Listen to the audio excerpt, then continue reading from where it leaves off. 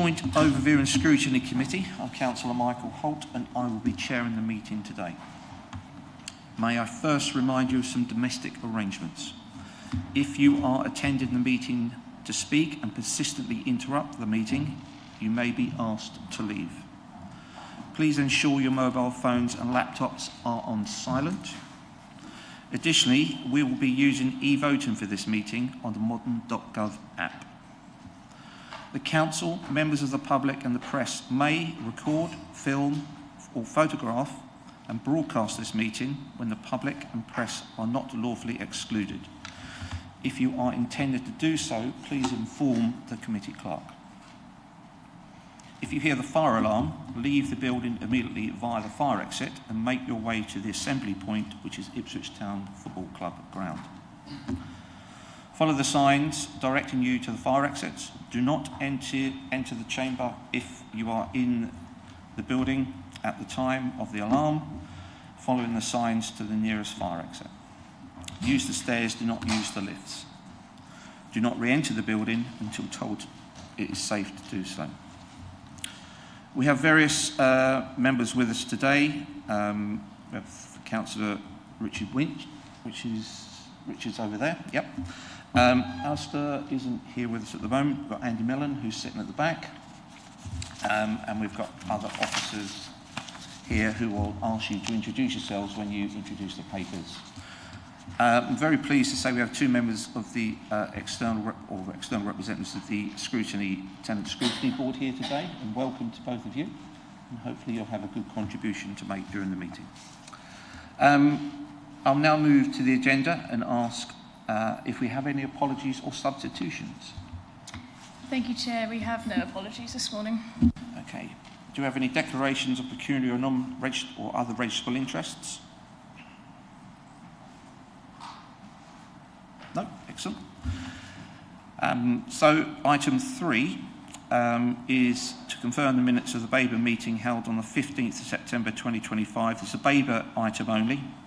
So, Babergh members, are there any points regarding the accuracy of the minutes?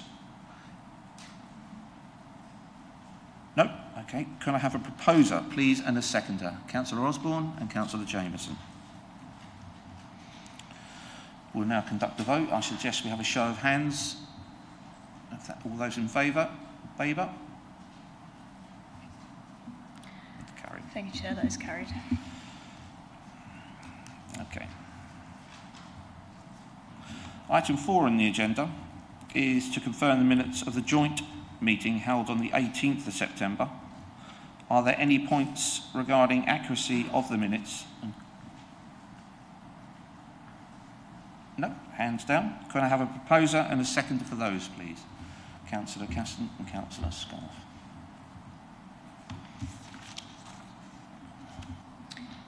Thank you, Chair. Members happy to do another hands up vote for the minutes, so please could you raise your hand for the minutes?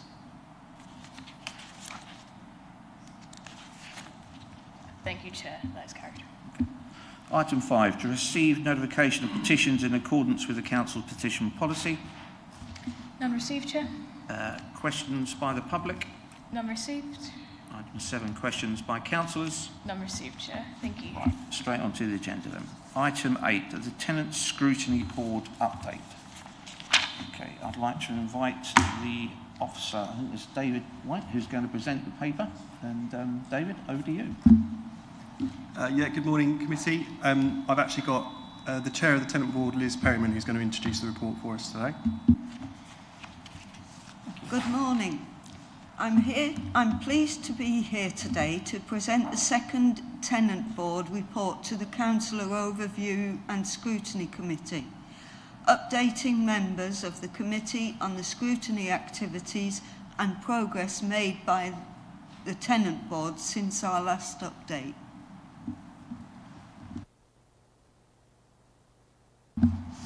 Thank you. Let me just, moving things around.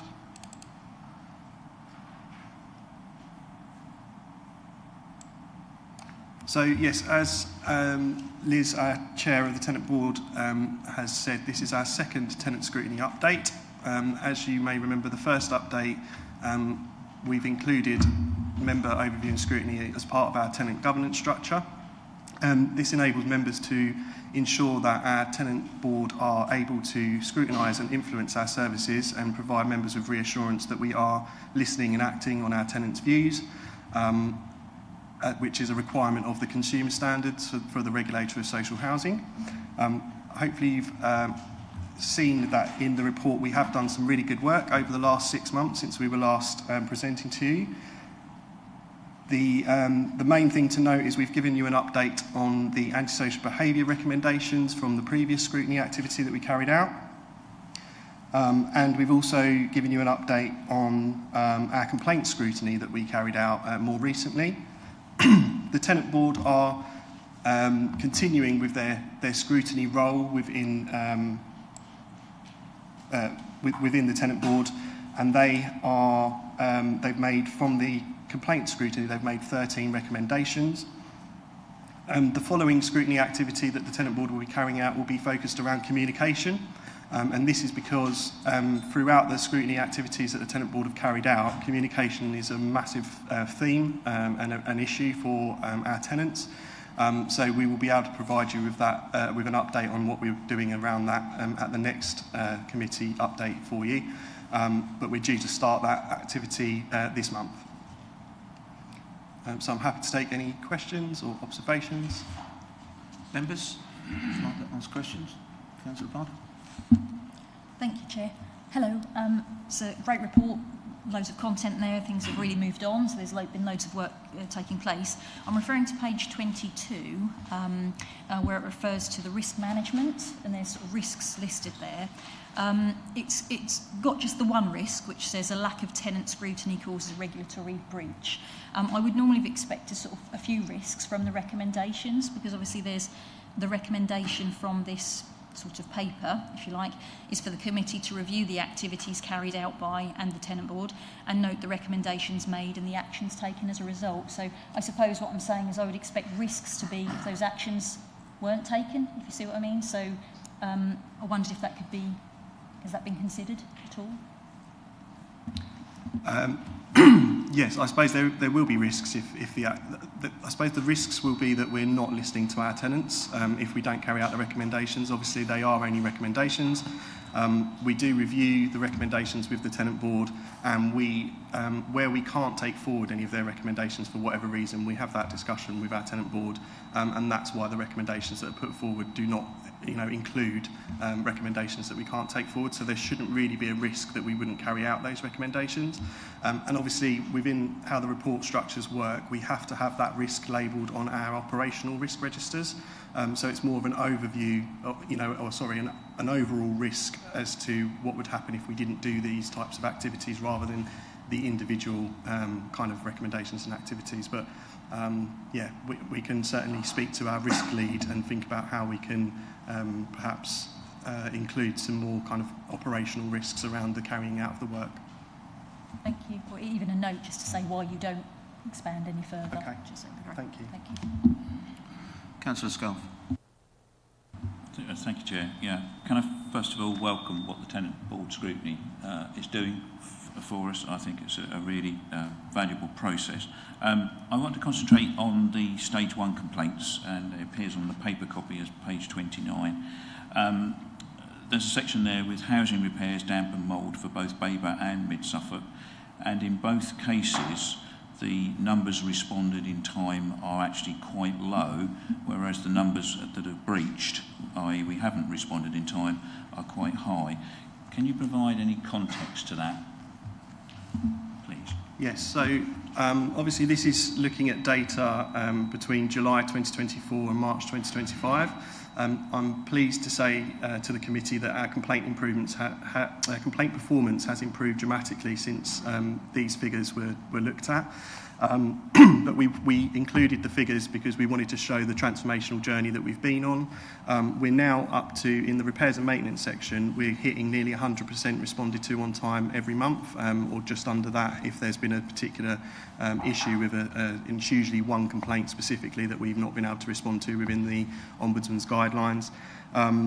However, and again, this was the reason that the Tenant Board chose complaints as something they wanted to scrutinise, because obviously as part of their role, we do provide them with all of the performance information, and that's where they decide where their scrutiny is happening. So I think it's good that, you know, we've shown them where we're performing poorly, they've decided to scrutinise it, and, you know, as a result of their recommendations, we will be continuing on that improvement journey and improving the performance of our complaint service. Follow up? Yeah, a follow-up, Chair, really. I knew the answer to the question already because it had come out in a pre-briefing, but I think the question was relevant because I think for anyone reading the document, this doesn't look good, whereas we know the performance is much better now. And actually, it's a shame you didn't actually put some context in the report that actually said the service is much better now. But at least we've got the answer we want and the reassurance that we want that things are on an upward curve. Thank you. Councillor Jameson. Thank you. It's really good to see the report, and you know, well done in the work you're doing. And it's good that you're highlighting listening and communication as a key issue. I noticed, for example, not just the complaint handler, but on your customer journey there, it seems that the contractor wasn't listening to the customer as well.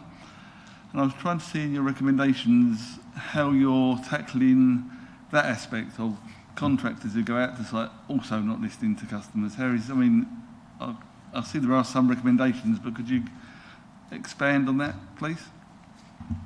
Yes, of course. So, as you'll see in the list of recommendations up to page 40, we split the recommendations into various themes that the tenant scrutiny, the tenant scrutineers and our tenant board kind of highlighted as part of the work that we're doing. A lot of the recommendations that you're talking about in regards to contractor performance is actually covered under the professionalism theme. So we've got several actions there which I'm happy to say are already in place. So we've kind of put those in place really, really quickly. So 24 contract management, so ensuring that the recommendation being that ensuring all contract management meetings have an agenda item that focuses on complaints. So that now happens with our larger contractors such as gas and electric, and damp and mould, for example. Recharge for contractor incompetency. So within all of our new contracts that we've got, where they are falling behind on performance indicators, and we can evidence that, there will be contractor credits. So basically it will save us money. If the contractor aren't performing, we can hold them to account on that.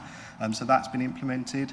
Having policies in place to manage expectations and agree timescales for appointments. So again, we have what we've done with our new contractors, and obviously bearing in mind we've implemented about nearly 40 new contracts over the last year, because a lot of our work didn't have formal contracts in place. And as part of all of that work, we have made sure that all of those contracts have key performance indicators within them. And as I said, if they're not meeting those key performance indicators, that gives us an opportunity to correct that with the contractor and make sure they're aware of that. And I think the other thing that's going to be implemented that hasn't been just yet, and obviously we'll cover off our voids contractor, is post-inspections. So we're currently post-inspecting every single void at the moment because it's a new contract and we want to make sure that we've got the right contractor in place. And then what will happen moving forwards is all of our responsive repair contractors, so this is the contractors that we need to get in place where our DLO, where our own operatives aren't able to meet those key performance indicators for whatever reason. We may have to then bring in a contractor to top that service up. That will be what we're implementing next. So we'll be reviewing a certain percentage of those works to again check on the quality and address any issues with those contractors. So I think there's been quite a lot of recommendations for contract management within the scrutiny activity. So are we sort of following up on a complaint to see how the contract handled it with a customer or with a tenant, or are we, or is it just based on timescales? So the complaints are actually made to us and are responded to by us, and it's down to the relevant contract manager to investigate every complaint that they get about the specific service that the tenant's received, and as part of their investigation they will need to speak to the contractor about, well, what happened here, where, why didn't we turn up on time, or why, we've had a complaint that your operative was rude, for example, and then it's the contract manager's role to obviously address those points with the contractor. And as I said, we've now got a standing agenda item in all of our bigger contract management meetings that we have on a regular basis, that actually talks about looking at the themes of complaints. So they don't necessarily get into the detail of individual complaints, but they might turn around if they're noticing an issue with a particular contractor. So say, for example, that we've got lots of complaints that people are just turning up and not making appointments. That might be an issue that they want to discuss as part of that agenda item at the contractor meeting, whereas before we weren't able to do that as easily. So, thank you. Councillor Grandin, did you have your hand up earlier? No. Councillor Wyman. Thank you, Chair. Morning, David. Just a quick question. This is more of an overarching question in relation to data. The report is really data rich, loads of information in there. On page 35, when we did the recruitment of the focus groups, generally speaking, are you content that we're getting the level of engagement that will actually substantiate the data? I mean, I could go into lots more detail, but I think that's the main point. Do we get sufficient engagement from tenants to say, well, this is genuine feedback, genuine data, and is it actually valid?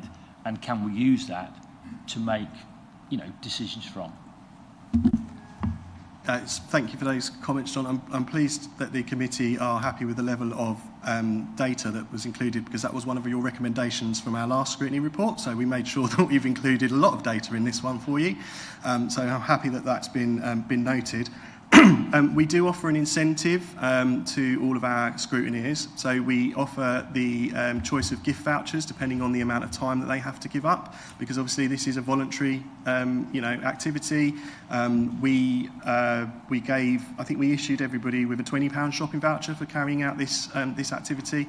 So we also try and hold 2 sessions so that we can try being as inclusive as possible, because obviously if we only did sessions during the day, our working tenants wouldn't be able to attend those potentially. So we always do an evening online session, and we always do a during the day face-to-face session. I'm not happy, I would say, with the level of engagement that we've got. I think we could always do more, and I think we could always, it would be great to hear from some different demographics and from different people. I would say what we're doing as a service at the moment is we're collecting a lot of information about our tenants that we don't have currently, so we don't necessarily know what our tenant demographic profile looks like. Once we've got that information, we will then hopefully start to be able to target specific underrepresented groups. But until we've got all of that information, that's the kind of work that the regulator would expect us to see. So how do we know that we're delivering fair and equitable outcomes to our tenants if we're only ever listening to a very small proportion of them? Which is also why we don't just rely on the tenant board to kind of be our consultancy panel. This is why these pieces of work are really good, because we get to hear from people who have experienced that service. So for the complaints, for example, we contacted people who had made a complaint in the last sort of 6 to 12 months and asked them if they wanted to be part of that piece of work, and we did get a few people in.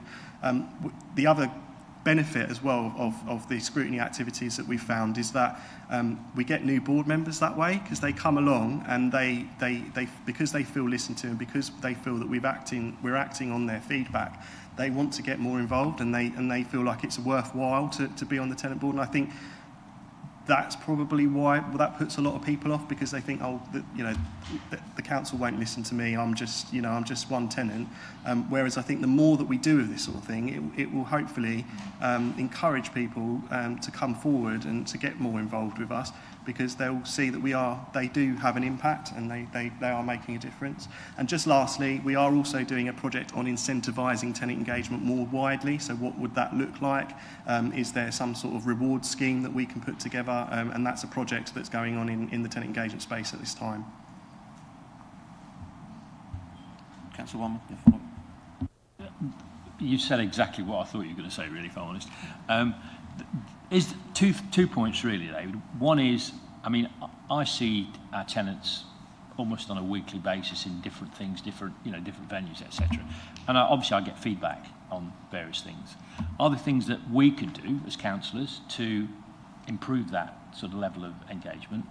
And the sort of second point is really, I think you're absolutely right. I think the progress is all about the engagement and all about people that want to talk. And I think the more that we make it relevant, which is exactly what you've said, the more people do want to talk and they want to share. But I think it's great progress. But if there's things that we could do, Chairman, through you, I'd be happy to help. Yeah, I mean, my ask back to that would be absolutely your ward constituent. If you find anybody who's a tenant that is passionate about changing the landlord service or getting involved with us, please just let me or my tenant engagement coordinators know their names, and we'll be happy to have a conversation with them. I mean, we do have a tenant engagement strategy. There's lots of opportunities for tenants to become involved with us, either formally or informally. So please do signpost them to that. If you come across somebody who's genuinely passionate and interested, I'd be more than happy. I'd love my inbox flooded with, names of our tenants who you've come across that would like to get more involved with us, and we can certainly see what we can do. Councillor Caston. Thank you. On page 29, you've got the complaints data, which is 9 months because the data wasn't available for several of them before that. Also, in there we've got new categories like the asbestos, water and hygiene, fire safety that don't come in until October 24. You can just tell me a little bit about how the data from before that to make it a 12-month one wasn't comparable, and why those some of the data didn't come in until later, please. Yeah, so I would sort of probably preface my response with the fact that we did have complaint data, but we had the bare minimum that we were required to be able to report back to the Housing Ombudsman. So we knew how many complaints we were getting in, and we knew roughly what service area they were going to. The reason that we've got a lot more detailed complaint data in that period is because we got a new complaint system, which allowed us the ability to really drill down into the data more. So now, instead of just saying that this complaint was for the compliance team, we can now see this complaint is about asbestos management or fire management or gas servicing. So that's why it's different. And what we wanted to do is give the tenant scrutineers and the tenant board data that was a little bit more kind of meaningful, rather than just we've had 300 complaints and half of those were for housing repairs. The other thing that we've done, obviously, we've transformed the housing repairs and housing compliance services through the engagement that we've recently been in with the regulator, and as part of that, we've got new teams now that didn't even exist before. So we used to just have building services, and all complaints about anything to do with the property would get put into that bucket. So as I say, now we're able to use that data a lot more intelligently, and to be able to see exactly where the issues are within a particular service area. But it's because of the new system and the reporting abilities of the new system. And the asbestos water hygiene coming in later than that, what was the reason behind that? So again, I think it was to do with the last part of the transformation. So until those teams kind of existed, they would just still happen to be managed by overall managers. So now, I think that was about the time that those posts were put into place. So those managers were then able to investigate their own complaints. Oh, okay, thank you. Councillor Rowe. Going back to the contractors bit and the holders account, it talks about before and after photos. Is that for the voids or also for when there's repairs? And I'm thinking about kind of where I work, sometimes we have contractors come in and they have like iPads and stuff, and whether there's a way for, if that's happening, for tenants to then look at what's being said. So if there's photos being taken, so tenants see photos, before they're sent off, rather than them sending off and then them going, oh yeah, that wasn't quite representative. So just kind of, one, would there be an appetite for kind of that approach, and two, is there that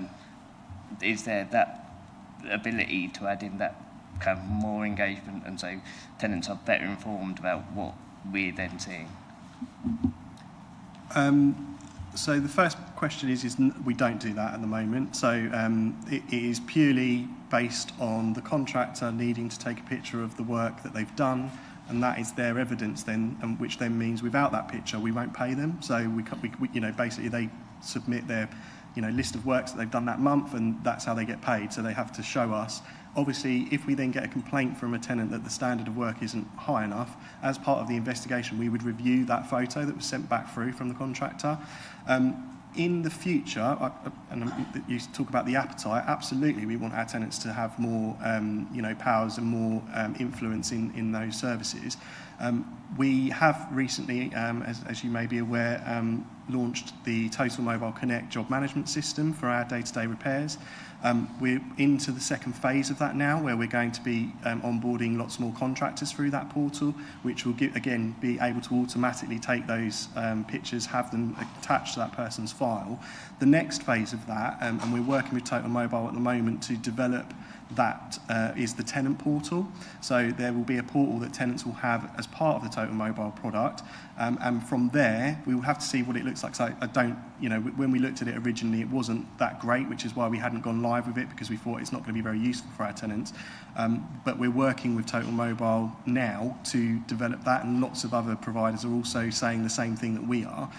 So once that product is fit for purpose and is going to be able to be rolled out to our tenants, there will be that ability, I believe, for tenants to be able to see the photographs that have been taken by our contractors of the works. But as I say, it's more around, if a tenant is dissatisfied, that's what the complaint process is there for, and that's what they should be raising, and those photos really help us with that investigation and understand that. Councillor Carruthers. Thank you.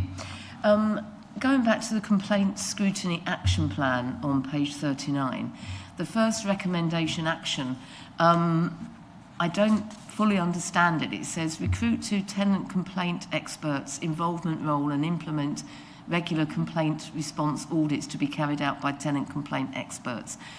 Can you explain who the tenant complaint experts are? I'm assuming it says role description in development, so I'm assuming they don't exist yet. And can you explain it? Thank you. Yes, of course. So as part of our tenant engagement strategy development in 2022, with our tenants, we created a sort of a list of ways that tenants could get involved, and one of those roles was our complaint role. However, we didn't really have any tenants that kind of expressed an interest in getting involved in that role, and if I'm being perfectly honest with you, we weren't really sure what we wanted that role to look like, and actually it's a really good, I'm glad you've brought it up, because it's a really positive outcome that's come out from this scrutiny activity. We're now going to be developing that role and creating a specific profile which will involve tenants in the kind of handling of complaints. And what that basically means is that we're going to have a group of tenant, and we call all of our involved residents, we call them experts, because that's what they are. They're experts on their homes and their communities. So the complaint tenant expert role will be there to help us with auditing of complaint responses. So we'll give them anonymous complaint responses, and they will be looking through those, and then they'll be providing us with feedback. We can then take that feedback back to the complaint responders, and hopefully with that continuous improvement, it's literally tenants influencing and directing the way in which we do our business. So I'm really excited about that role, and as I said, that's why the action is to develop the role profile, if you like, because it's like a job description. Then we've got to go out and recruit to that, and we'll obviously explain to tenants what's involved in that. But that's one of the things that they'll be able to do from the comfort of their own home. As long as they're online, they'll be able to do that.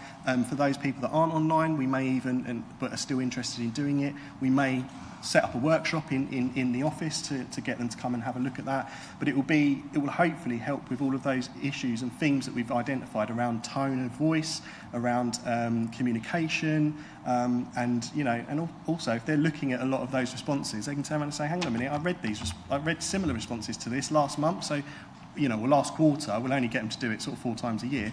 But what are you actually doing to improve that and change that? That's where we want to get to. Councillor Piper. Thanks, Chair. Just to clarify something on page 30, with respect to the complaints data for gas and electric, can we assume that all the breach ones are for electric, not gas? Because they're all lumped together. No. So this is obviously, this will be about a complaint to do with the service. So all of our,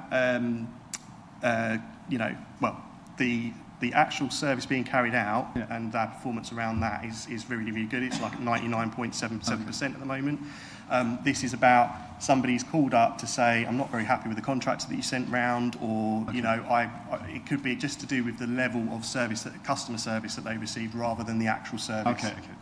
Thanks, cheers. Councillor Patchett. Thank you, Chair. So I'm looking at the scrutiny recommendations, sort of starts on page 39, goes down to page 40. Some of them are sort of quite apparent because they say single point of contact. I understand fully what that means, but some of them are they're a bit vague, and I think I need a bit more sort of context on them to understand. I've got another question as well, which is about the surveyors. It just sort of, there's a general term of surveyor, but who is that person? Is it actually, is that a carpenter, a plumber? Is that an actual structural surveyor, quantity surveyor? So I guess, especially with the mould situation, because I think James brought up in the pre-meeting, who are these surveyors? Like, what is their qualification? And are we looking into too much detail with these surveyors? Does it just not need a builder to go in and go, yeah, that's damp, that's mould? Have you had some works done recently? Oh yeah, that's probably what's caused it. Do we need to structurally survey the entire house? Or do we just need a contractor to go in and go, yeah, that's mould and that's probably coming from guttering? So it's a question on, 2 questions there really, isn't there? Who are these surveyors and what's their qualifications? But also, like more specifically on these recommendations, there's one about pay compensation first, argue later. What does that mean? Because that just sounds like what, you ring up and the council give you money? So can you explain that one a bit more to me, please? Of course. So what you'll see, obviously the bits that you've read out, Councillor, are insights. So this was basically as part of the activity that we carried out. These were insights that tenants gave us on the day that we were reviewing and we did the whole workshop. Now, obviously, we had to turn those insights into actions or recommendations, actually actionable things. So that's why some of the insights sound a little bit sort of strange, like, yeah, pay compensation first and argue later. That came out from a specific case that the tenants reviewed, where there was an argument or an internal argument, I would add, where the reason we delayed paying that tenant their compensation that they were owed was because we were sort of arguing with the contractor about them having to pay us for that loss, basically. And what the tenants turned around and said is well, tenants don't care about that. You pay us the compensation, and then it's up to you to sort that out with the contractor afterwards. It doesn't mean that I'm now sitting here, and needing redress and having to wait for my compensation because you still can't get, your contractor's arguing the toss about whether or not they're going to pay the money. So that's what that insight meant, and we had to obviously then change that into a recommendation or action.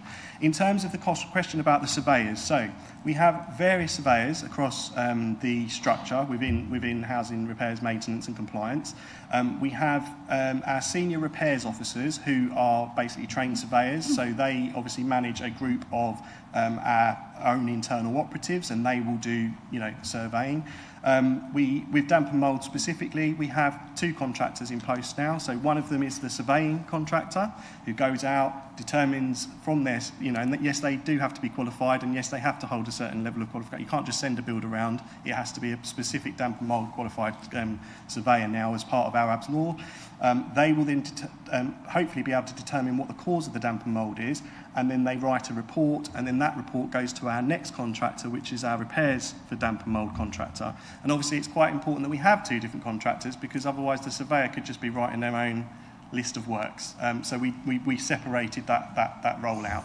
And then there's other surveyors. So we may have, a surveyor who is, a specialist in fire, for example. So we'll have a fire surveyor. So yeah, so we've got some internal surveyors who will be specialist surveyors in their own field, and then others we will have from a contract that we've put in place because, either we don't have the skills in house or it's not something that we would want to bring in house. So. Councillor Osborne.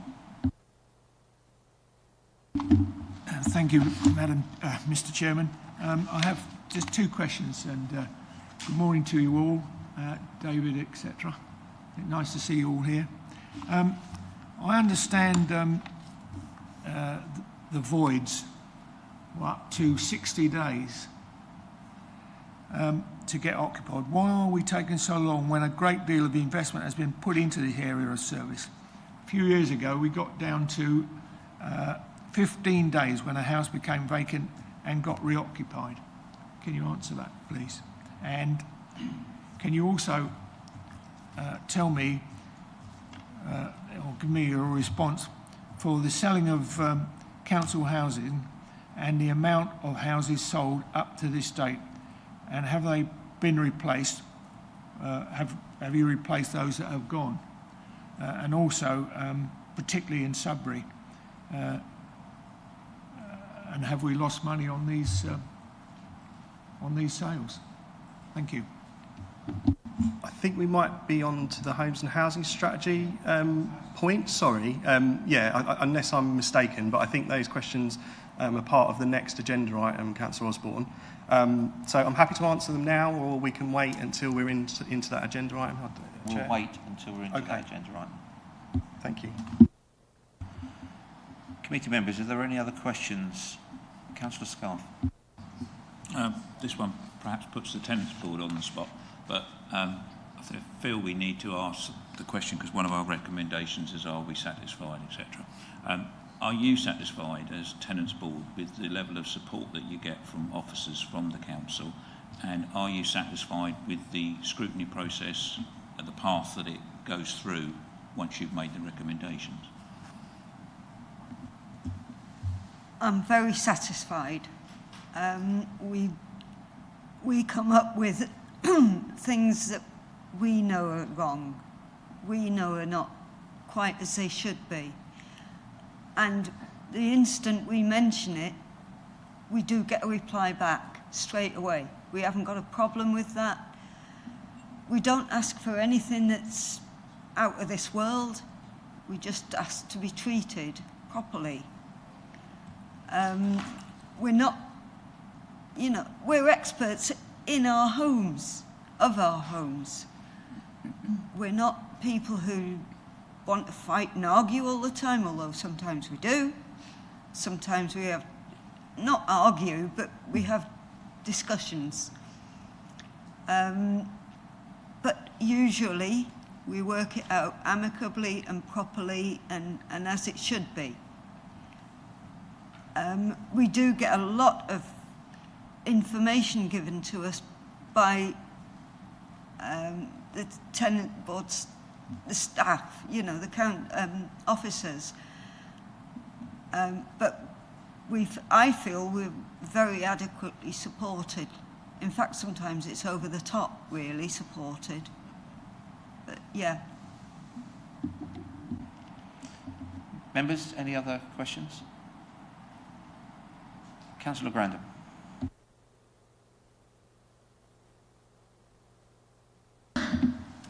Can I ask you a further question? Do you have much contact with other tenants and feel in a position to represent other tenants well enough, do you feel?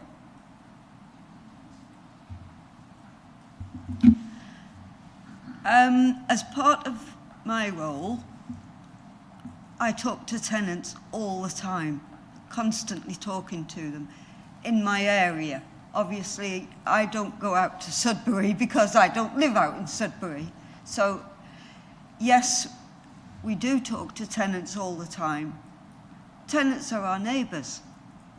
Tenants are the people who we contact daily and we're friends with, neighbours and friends and whatever. I'm hopeful that other board members do the same, and I'm sure they do. So they're aware of what's going on in their area. Thanks to Georgia and Kerry's work, they talk to other tenants that we can't get to, but we do hear of. You know, I mean, tenants have families, live in other areas who may be tenants. Oh, my niece or my nephew lives over there and they're doing this and they're doing that. Fine. You know, at least we're hearing from them. And we are listening. We're listening more to each other now than we've ever done. Usually it's always, you know, you see somebody in the street, all right, yeah, all right. When's the council going to do this? When's the council? And now we're saying to them, well, have you reported it? Have you told them? And we've actually got a process where we can do that.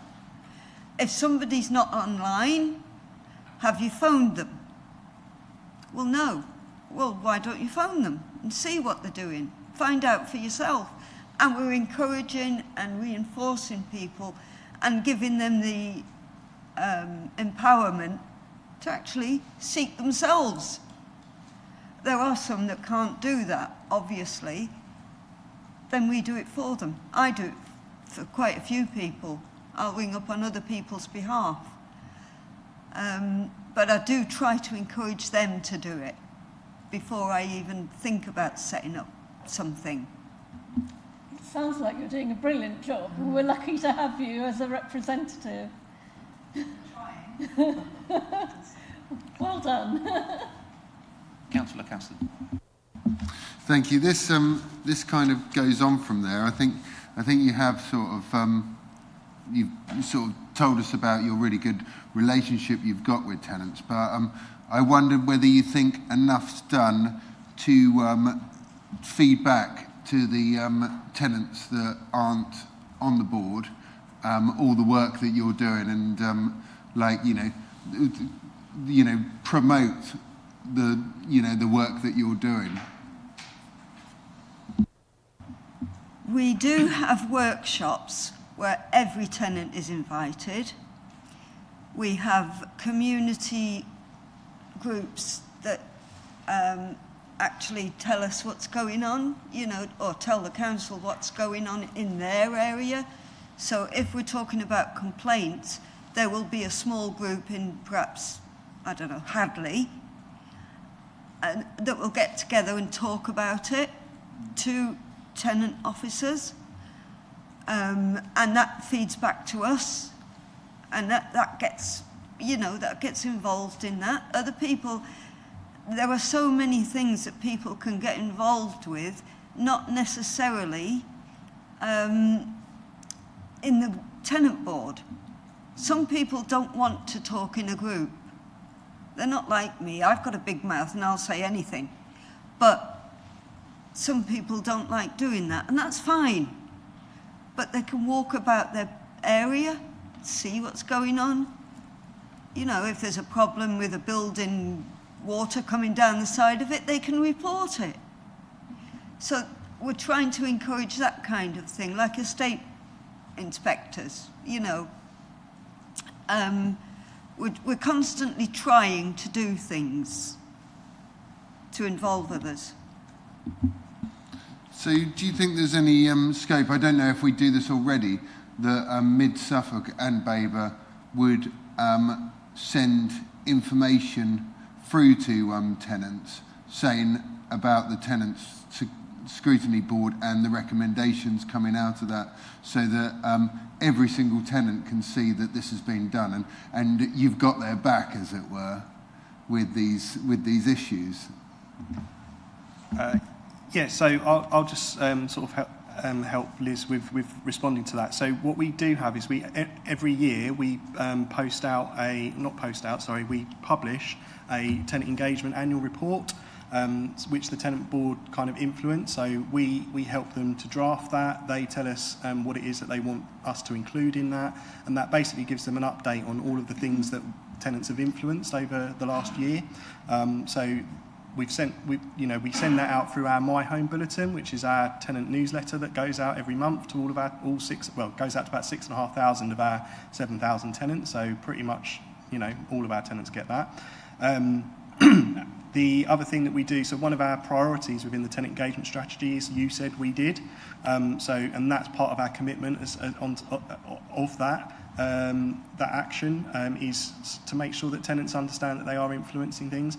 I think because we're still early on in this process of how tenants are influencing and how tenants are engaging with members, that's going to get talked about in the next sort of tenant engagement annual review, if you like, and we will then make sure that they're aware of that and how that goes on. But yeah, we also publish all of the performance information along with where we are at with scrutiny recommendations. So again, they can see that we're not just doing it and then moving on to the next thing. We're actually progressing some of those things along.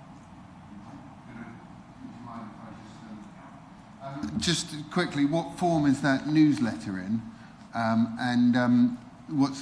You said that not everybody gets it, maybe about 13% of people don't receive it. Why is that? Because we send it out online. So if they're not online, or it's not necessarily that people aren't online, it's that we maybe don't have an email address for them, or they haven't signed up to receive it, because obviously we can't just send it out. They have to actually give us permission to receive that, and they can unsubscribe from it if they want to, for example. So we send it out to about 6,500 tenants now every month, and it includes various different topics. So it's how we advertise for people to get involved with us if we're doing a workshop on X, Y, or Z. So yeah, that's it. And then we send out links to the various different documents that we create. We're also about to, and I'm hoping it should be this week or next week, that we should be launching our new housing area of the website, which hopefully members will have a chance to have a look at that and see a massive improvement that's been made. And actually, I think it was both of my tenant board members here were part of that redesign of the website as well, and they were looking and testing it and saying, actually, I'd expect to see something about this here, and they gave us a lot of really good feedback in terms of what that needed to look like. So again, there's a lot, taking a multi-channel approach is what we're all about, and trying to make sure that we're not excluding anybody. But as you can appreciate, we have got limited resources. It would be great if I could send out a magazine like Mid Suffolk District Council do about all of the great work that the tenants do, but that's just not practical. So we do it in other ways. Councillor Jameson. Thanks. Question for the tenant board members.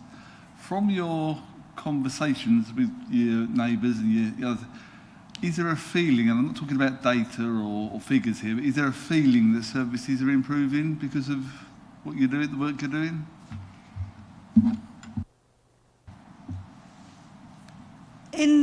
With the people that I've spoken to personally, there is a feeling that they're getting listened to more, and they're getting information that they weren't expecting, but they're pleased with. Sometimes it takes a bit longer than they want it to take, but they get it anyway. That's the only thing that they're not happy with, is the timing. The other feeling that I'm getting from them is they're saying, the council are trying. And that's all I get, But at least we're attempting to do something, rather than sit back and do nothing. Just listen to them and walk away and get amnesia. Nobody wants that. So that's what I'm getting at the moment. It's beginning to get there. You know, we're in the early stages, as David said, but it's beginning to show signs of improvement. I would just add as well, tenant sentiment takes about 18 months to show improvement after improvements have been implemented. So not just tenant sentiment, but just sentiment in general. So we are expecting, you know, in 18 months or say 12 months from now, actually, because we're about 6 months into, you know, a lot of the improvements that we've made, we should hopefully start to feel that, and our tenants will start to feel the difference in the services they provide, that we provide. Committee members, any other questions? No? Any questions from other members here this morning? No? Okay. Then in that case, we'll move into debate, if that's okay. So, Councillor Caston. Thank you very much, Chair. I think this report shows that the Tenants Board is very successful. It's doing exactly what we all wanted it to do when we talked about it in the beginning, like ASB recommendations and complaint recommendations. They are directly influencing policy that this council makes, which, you know, you can't. None of them were rejected. They were all they were all brought in. It's a fantastic thing, really. I think this will improve as the data range gets larger, which obviously we can't do anything about at the moment until we've got that, you know, that full 12 months and we've everything's up to date. So it's only going to get better and better, you know, I think we are going to see service improvements. I'd be very surprised if the recommendations didn't lead to a lot of service improvements. The only thing that I can think of that would be quite helpful after this, because a lot of it's all done and it's, you know, the scrutiny committee's just looking at it and saying, yeah, that is really good work. But I know we talked about the results being on the newsletter published online and everything. I wonder whether it would be a consideration when the Mid-Suffolk magazine goes out that a page of that could just be an update on what we're doing for tenants, because I think that's not just information that would be useful for tenants. I think that'd be useful for everyone, and it does show that the council are really looking into these things and dealing with this work. But that's the only thing for me that I think I would like to add. Thank you. Anyone wish to contribute? Yep, Councillor Wyman. Thank you, Chair. I'd just like to echo Councillor Caston's points, really. It's a journey, isn't it? It's a journey, and it'll take quite a while to get to, from the beginning to a point where we're satisfied with what we're getting. We're dealing with issues across a massive portfolio of properties with massive numbers of issues that people have. Generally speaking, at the moment, times aren't great. People are struggling probably to make a living and get by. So I just think we're doing a great job, and I think that the more feedback we get from our tenants in terms of how satisfied they feel, and also how they feel they're being recognised and their comments are relevant, will enrich what we get back, and we'll be in a much better place. So absolutely brilliant, and it's great to see that level of engagement from everybody. Thanks very much. Members, anyone else? I think I have a question. Tenant Scrutiny Board, how many members are there, and what geographical coverage does it have across both districts? Is it concentrated in the urban areas? Can we do anything else to get membership up in the more rural areas? Because it's all very well having great volunteers and the effort and work you put in, but if it's consigned to a precise area, then we don't get a reflection of the whole district. So is there anything else we could do to possibly encourage more membership to give a wider coverage of the districts? Yeah, so we're always recruiting in the tenant board, I would say. We're never not recruiting. We've got space for up to 12 members. We currently have 6. We recently lost 3, all in the same week, unfortunately. So but we got 3 more the week after, so we kind of stayed the same, unfortunately. But obviously, people's personal circumstances change. You know, one of our tenant board members unfortunately had to leave due to care commitments. So, you know, and just not feeling that they were able to give the time that the role required. In terms of representation, we are more represented on the Babergh side than the Mid-Suffolk side, so I think we've only got a couple of members from Mid-Suffolk and the rest are all from Babergh. In terms of geography, we've got actually quite a good spread in terms of rural and more urban. We also have a representative who lives in sheltered housing and in different areas, you know, different areas like that. We had a tenant board member who was in the younger category, so I think they were in early 30s, which was great. However, you know, they moved to a housing association property, so therefore we're no longer able to be a tenant board. You know, we're constantly trying to get a more representative group, but as you can appreciate, we really do struggle because we do ask a lot of our tenants for not a lot back, apart from the ability to influence services. As Liz said, we probably give them a lot of information sometimes, probably too much, and that's something that we're working on. We're trying not to give them too much, but we've got to give them enough to be able to scrutinise us. And as I have also mentioned earlier on, we're doing a specific project around incentivising engagement, and we're hoping that with that, we can hopefully encourage some more people to you know, give up their time and to come onto the board. I mean, what I'd really like to see as part of that project, I can't preempt what the recommendation is going to look like, but you know, I'd really like to see, you know, our tenant board being recognised, you know, formally, such as our councillors are, you know, to have some sort of allowance that they can use to be able to, you know, in recognition of the time that they give up. So we're looking at all of that, and we also do a celebration event every December. We take our tenant board out for a Christmas you know, celebration. So we try our best, and again, they're also entitled to the gift vouchers if they come along to any of the workshops and things like that. And that has you know, doing that incentive on a sort of ad hoc basis has helped us get some different faces through the door. So so I'm hoping we can build on that and hopefully get a bit more representation.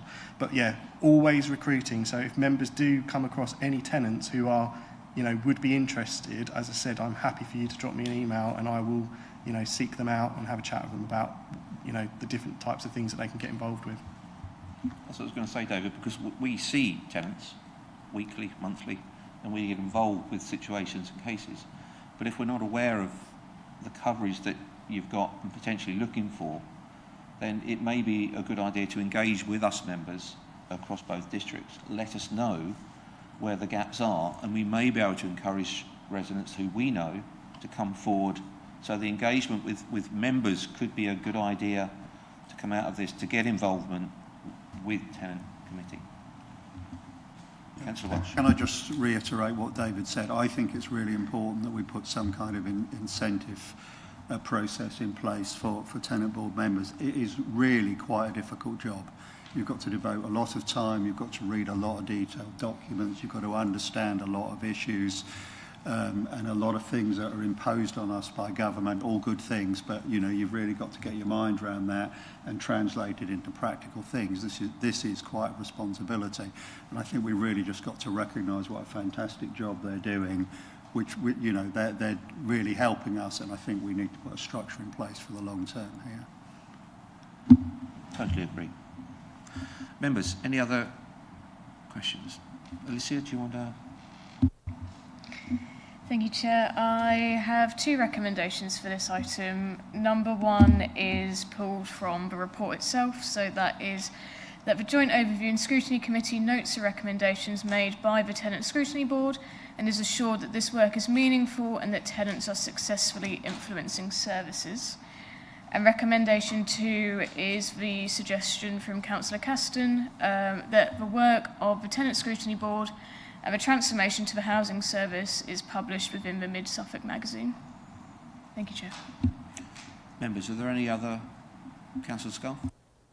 Well, bearing in mind what we've just said about incentivisation, perhaps the committee could say that they strongly support the idea of incentivising participation for tenant board members and recognise the valuable work that they do. I mean, we just had quite a conversation about that, and I think actually it would be remiss of us if we didn't add our support to any potential.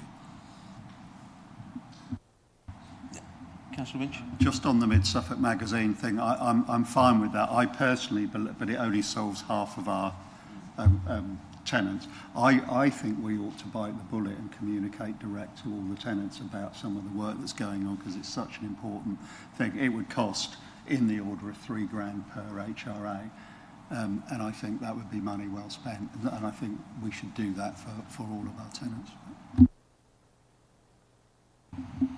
Fenton's not here, so she might not like that. But Members, any other input on this? No. If we're all happy with those three recommendations, I suggest we go to the vote. Oh, Councillor Caston, proposer and a seconder. Could I just, like Councillor Scarf said about, was that talking about proposing sort of an allowance or expenses for board members? I just didn't really quite, like, what is the recommendation for that? Yeah, it was encouraging the councils to incentivise the work of the Tenants Board, to reward Tenants Board members for the amount of time that they put in. It's not a specific recommendation about an allowance, but just encouraging council and the moves by the housing department to move towards that kind of reward, if you like. Yeah, I think that's a really good recommendation. Thank you. Proposer and seconder, please. Yeah. Councillor Caston, Councillor Jameson. You're going to go for a digital vote? Yeah. Why not? Thank you, Chair. Members, that vote is now open for you in ModGov.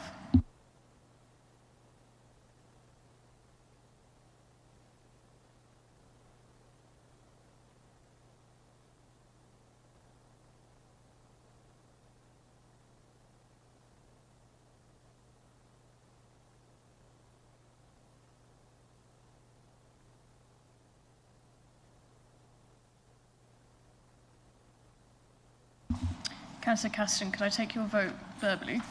Thank you very much, Paul. Thank you. Thank you, Chair. That makes 12 votes for, so that is unanimous.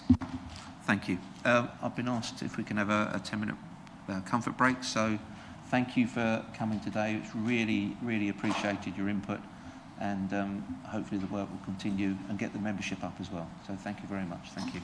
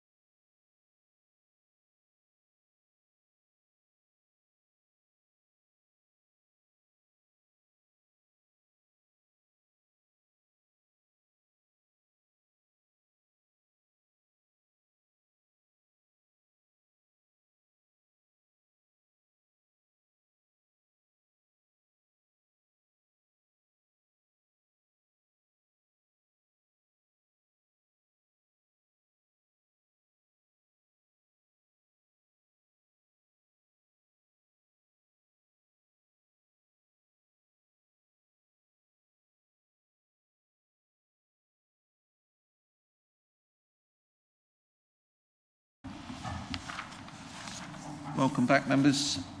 We are moving on the agenda to item 9, which is the annual review of the Joint Homes and Housing Strategy. We'll pass over to David White again, Head of Housing Transformation and Regulation, to introduce the paper. I'll just say a couple of words. There's going to be, Marie's about to do a presentation, so I'm not going to talk much about the document itself.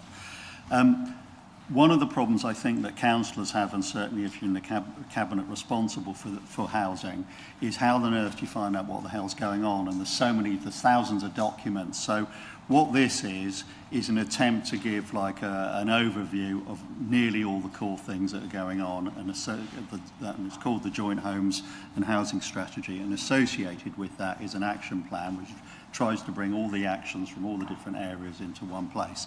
There's two other documents that are worth knowing about that sort of relate to this. One is called the Joint Homelessness and Rough Sleeping Strategy, and that we have to have that, I believe, as a separate document for legislative reasons.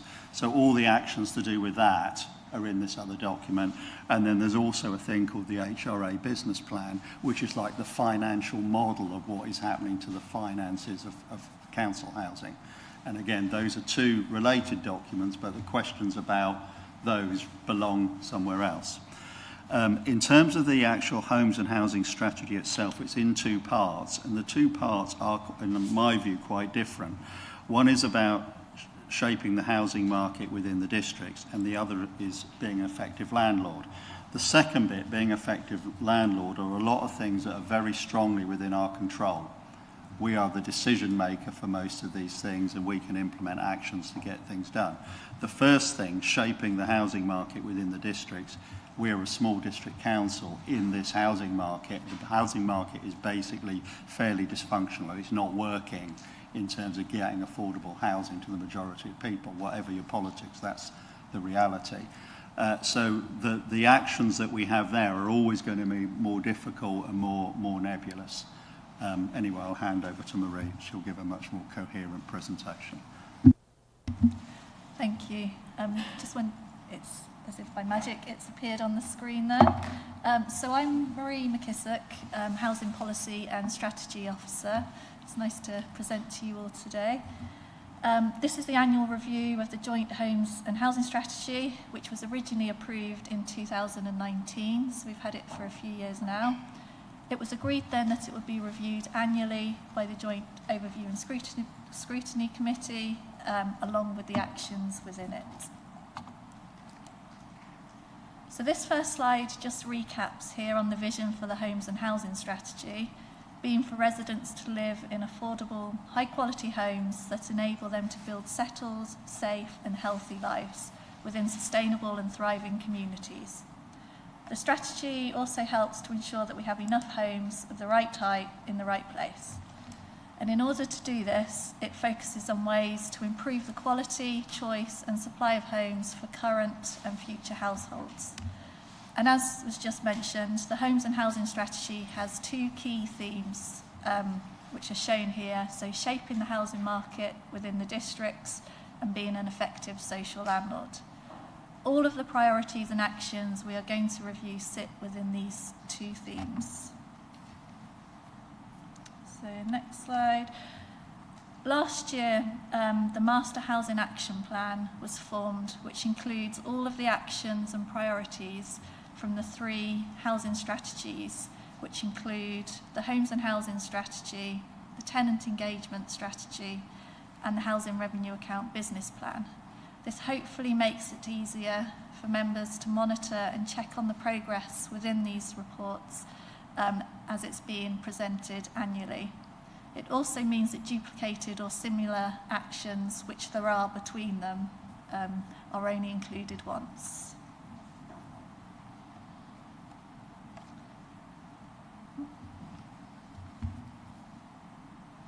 So, as mentioned previously, Theme 1 is shaping the housing market within the districts.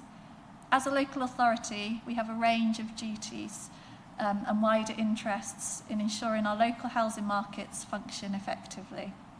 We want to ensure affordable, appropriate, good quality housing for residents within thriving and sustainable communities. Two key priorities for this theme have been identified. These being ensuring the housing market functions effectively, providing homes that are as affordable as possible, and making best use of private sector land and private accommodation across the districts. These two priorities have been broken down into 13 individual actions, which we'll take a look at now. Apologies if this is very small. I'll try and go through them. So the good news is that some of these actions have been completed and now operate as business as usual.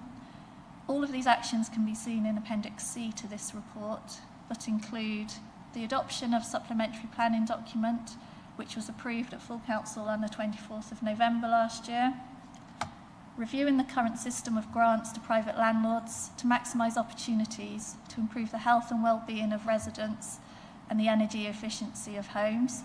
And this action is being removed as grants to private landlords have now been removed from the council's budget. However, a question still remains around statutory requirements such as works in default where life could be at risk.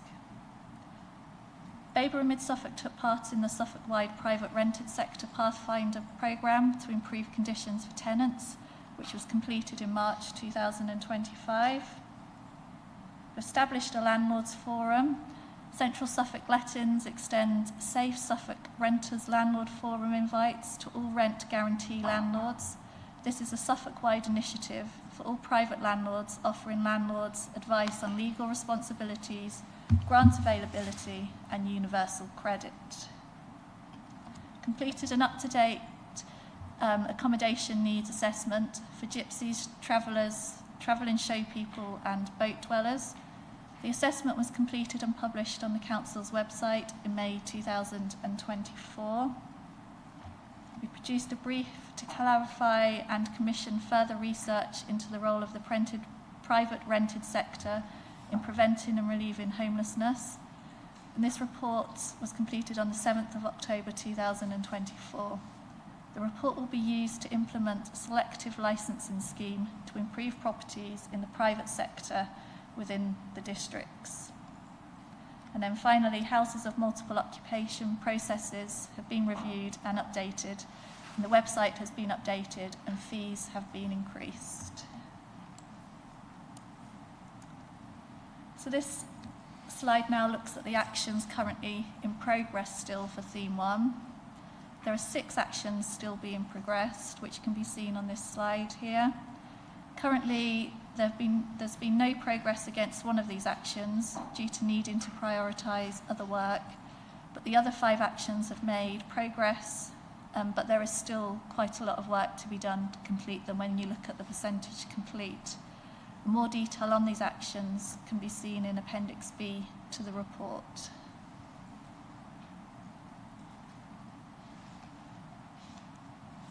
For Theme 1, we're proposing 5 new actions this year. These are to review and amend the original occupancy strategy to ensure we have up-to-date data on occupancy levels for our own stock. Once this is done, we will review the impact on the housing register for demand in larger properties available due to others downsizing. This task is being added as data from the Office for National Statistics shows that 47% of all homes in Babergh and Mid-Suffolk are under-occupied by 2 or more bedrooms, with the average for England being 36%. We therefore want to test this data and see if this is an issue within our housing stock, and if so, start to address it. The second new action is to develop a strategy to bring empty homes back into use. Again, data from the Office for National Statistics predicts that 3.5% of properties in both districts are empty. The third new action is to report on how much support is being provided to residents in the form of Cosy Homes grants and Warm Homes Suffolk in terms of financial support and the number of people being assisted. This will then lead into setting minimum energy efficiency standards.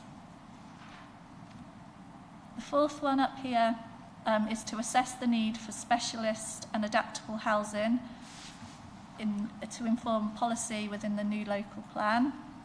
And the final new action being proposed is to produce a delivery plan to meet the needs of the Renters' Rights Bill and review and amend the current private rented sector enforcement policy. The Renters' Rights Bill, amongst other things, will end Section 21 evictions, ensuring grounds for possession are fair to both tenants and landlords. It will also potentially mean that local authorities will be given investigatory powers and will require them to report on enforcement activities. So moving on to theme 2 here, which is being an effective social landlord. This theme focuses on the council's role as landlord and the social housing stock it holds, including health and safety and tenant satisfaction. This theme is split into 8 priorities, which can be seen on this slide. From these 8 priorities, 47 actions were originally identified. This is too many to go through in detail now, but they can be seen in more detail in Appendix B and C to this report again. One too many there. So of the 47 actions, 14 have now been completed. Apologies, this slide is very, very small. I doubt anybody can read that there. These are the 14 that have been completed or classed as business as usual. The action to gain Tenant Participation Advisory Service accreditation is no longer being progressed due to the amount of time and resources that this would take against the backdrop of local government reform, and instead we will be focusing these resources on the outcome of our planned mock inspection exercise. And more detail on all of these actions can be seen in Appendix C.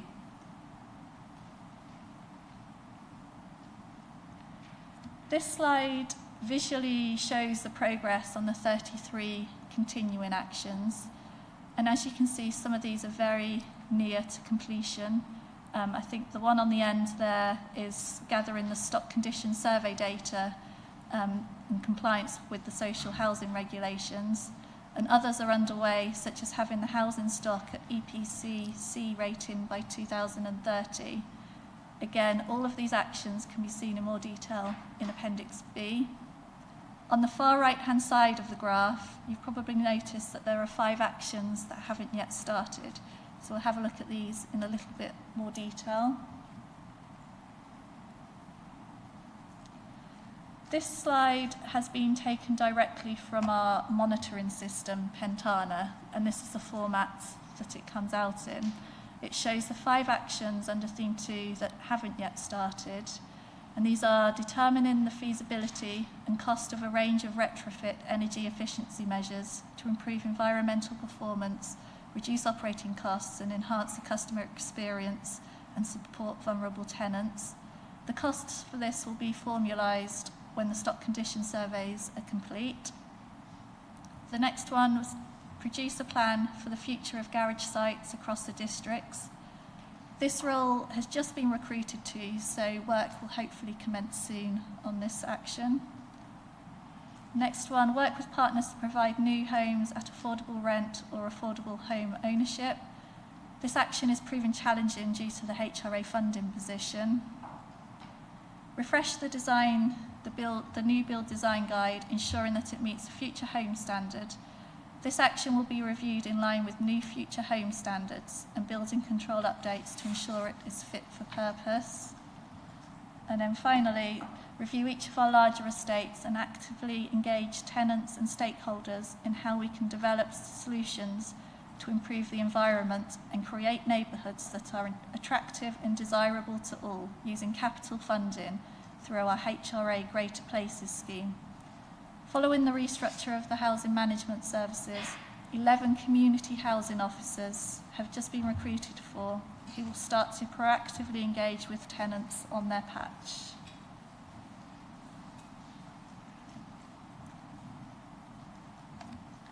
One new action is being proposed for Theme 2, and this is being to review the approach to community action days. The aim is to produce a report reflecting on the success and lessons learnt of the Community Action Day programme, which has taken place over the past 3 years, and then look at ways to move forwards. developing an approach that is impactful and meaningful to tenants and communities. One too many again. So finally, this slide shows a brief summary of all that we've mentioned and sums it up in numbers. So initially, 60 actions were carried forwards after the 2024 overview and scrutiny meeting. It is proposed that 21 of these actions are now removed due to them being complete, taking forwards as business as usual, or no longer being progressed. This leaves 39 actions within the Master Housing Action Plan, all of which can be seen in more detail in Appendix B. It is proposed that 6 new actions are included, which have just been discussed, leaving 45 actions within the Master Housing Action Plan as of October 2025. And that leads us on to questions. Thank you very much for that. It's a detailed presentation. Members, Councillor Patchett. Yeah, so just first of all, before I do the question, obviously the slide pack you put up there, I couldn't read about 90% of that.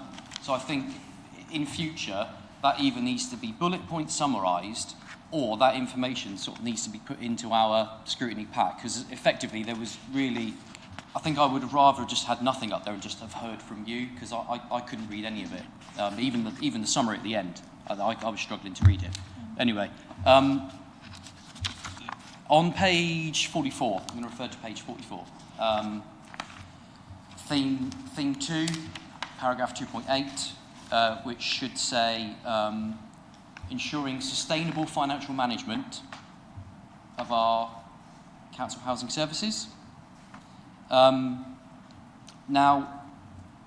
I'm not too happy with the word sustainable on that, because our housing revenue account is in perpetual debt. We have to borrow more money each and every year just to keep our heads barely above water. So that's not sustainable.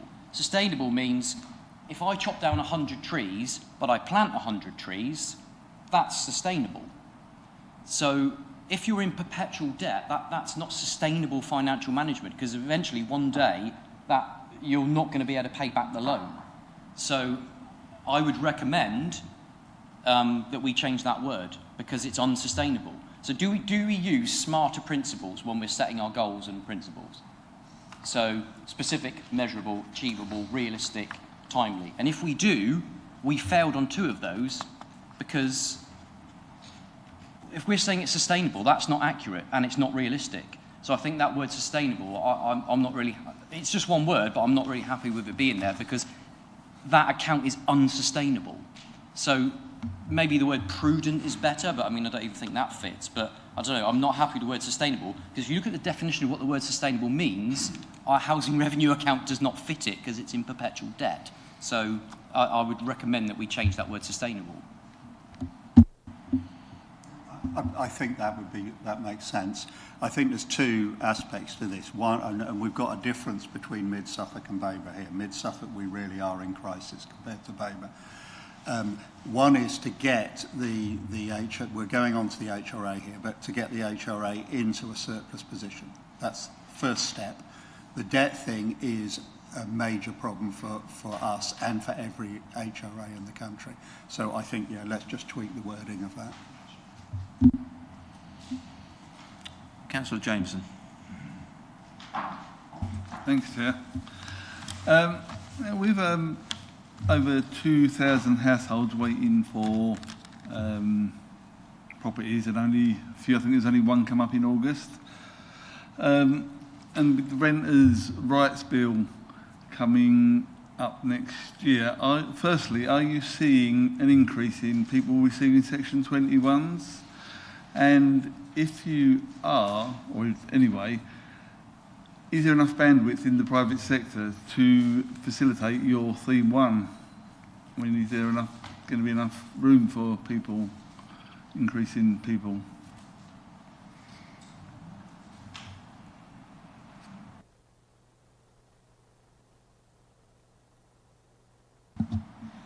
On answer your question, you can hear me.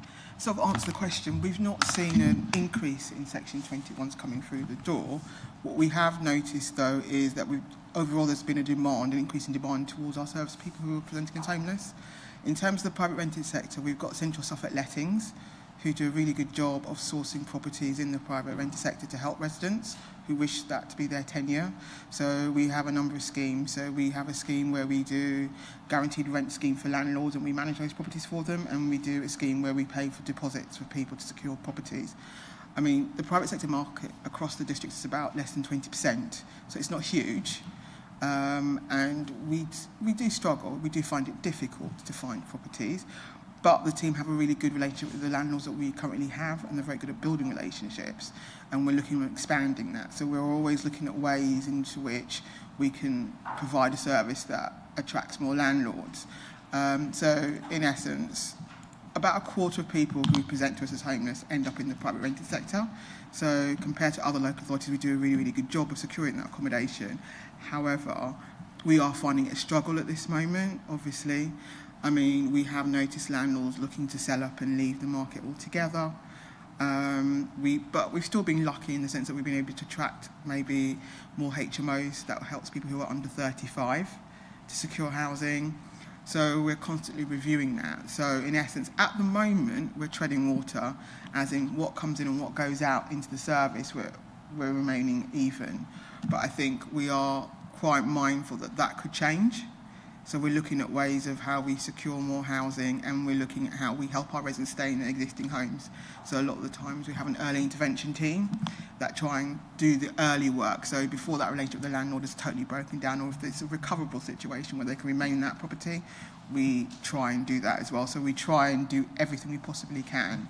So I think we recognise that the private sector housing market in Babergh and Mid-Suffolk is quite small, but although it's small, we've got a really excellent relationship with the landlords that operate within our district. So we're constantly having conversations with them and looking at what they can provide us. So we do that bit of relationship building there. So if need be, do you look further afield, perhaps to Ipswich or tendering or something like that? We go wherever our residents wish to be housed. So if they say to us we want to live in Ipswich, we will look there. I think we've gone as far as Liverpool, because that's what somebody's asked us. So whatever the resident asks us they want to live, we will look to see if we can source and support them into accommodation there. Okay, thanks.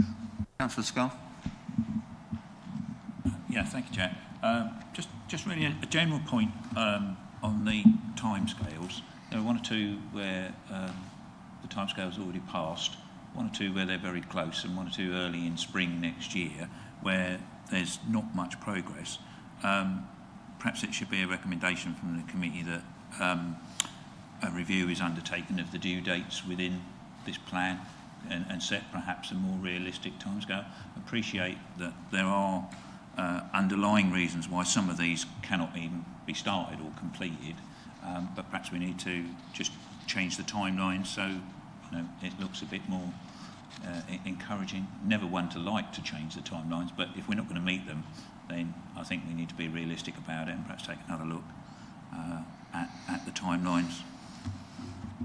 Yeah, so I was just going to say, the reason we didn't do that is because we thought members might want to see that, unfortunately we are late on some of these, or we're going to be late on some of those. So I think if we'd have done an exercise prior to us coming to overview and scrutiny where we'd changed all the all the dates and moved them all forward, you would have had no idea necessarily that we were late on anything. But yeah, that will be done as part of the kind of next steps with all the action needs. Thank you. Councillor One. Thank you, Chair.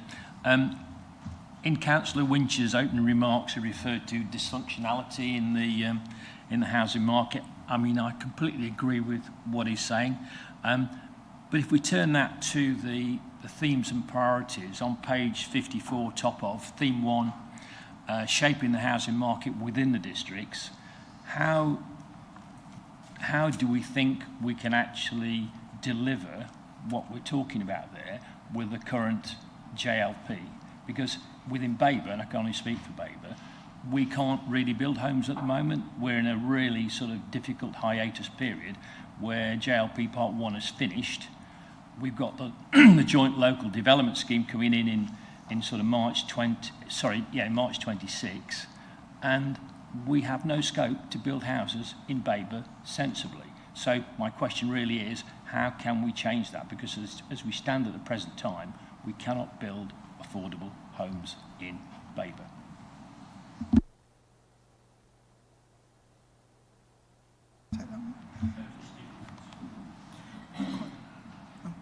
I'm quite happy to take that one. In response to that, what we've done is we set up a registered providers forum, which has been going on since February this year.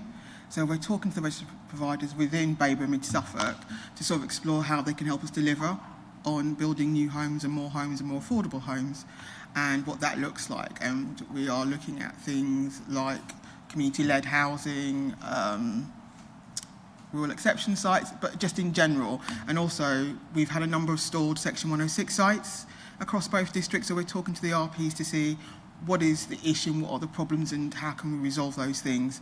So and we're looking at doing like a design guide as well for developers, so they can build the homes that would attract the RPs to pick them up as Section 106s.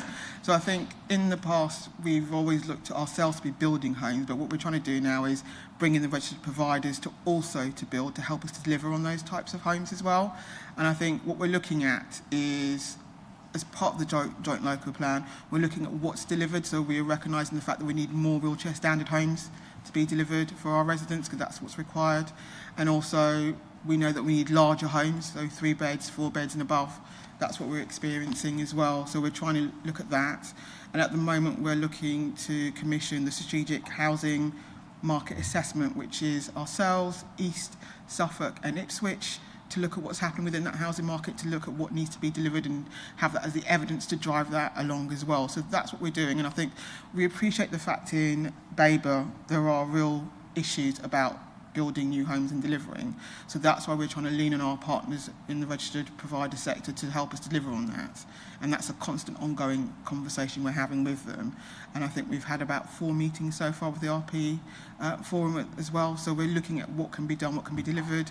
We've looked at what we have in our own stock in terms of land availability.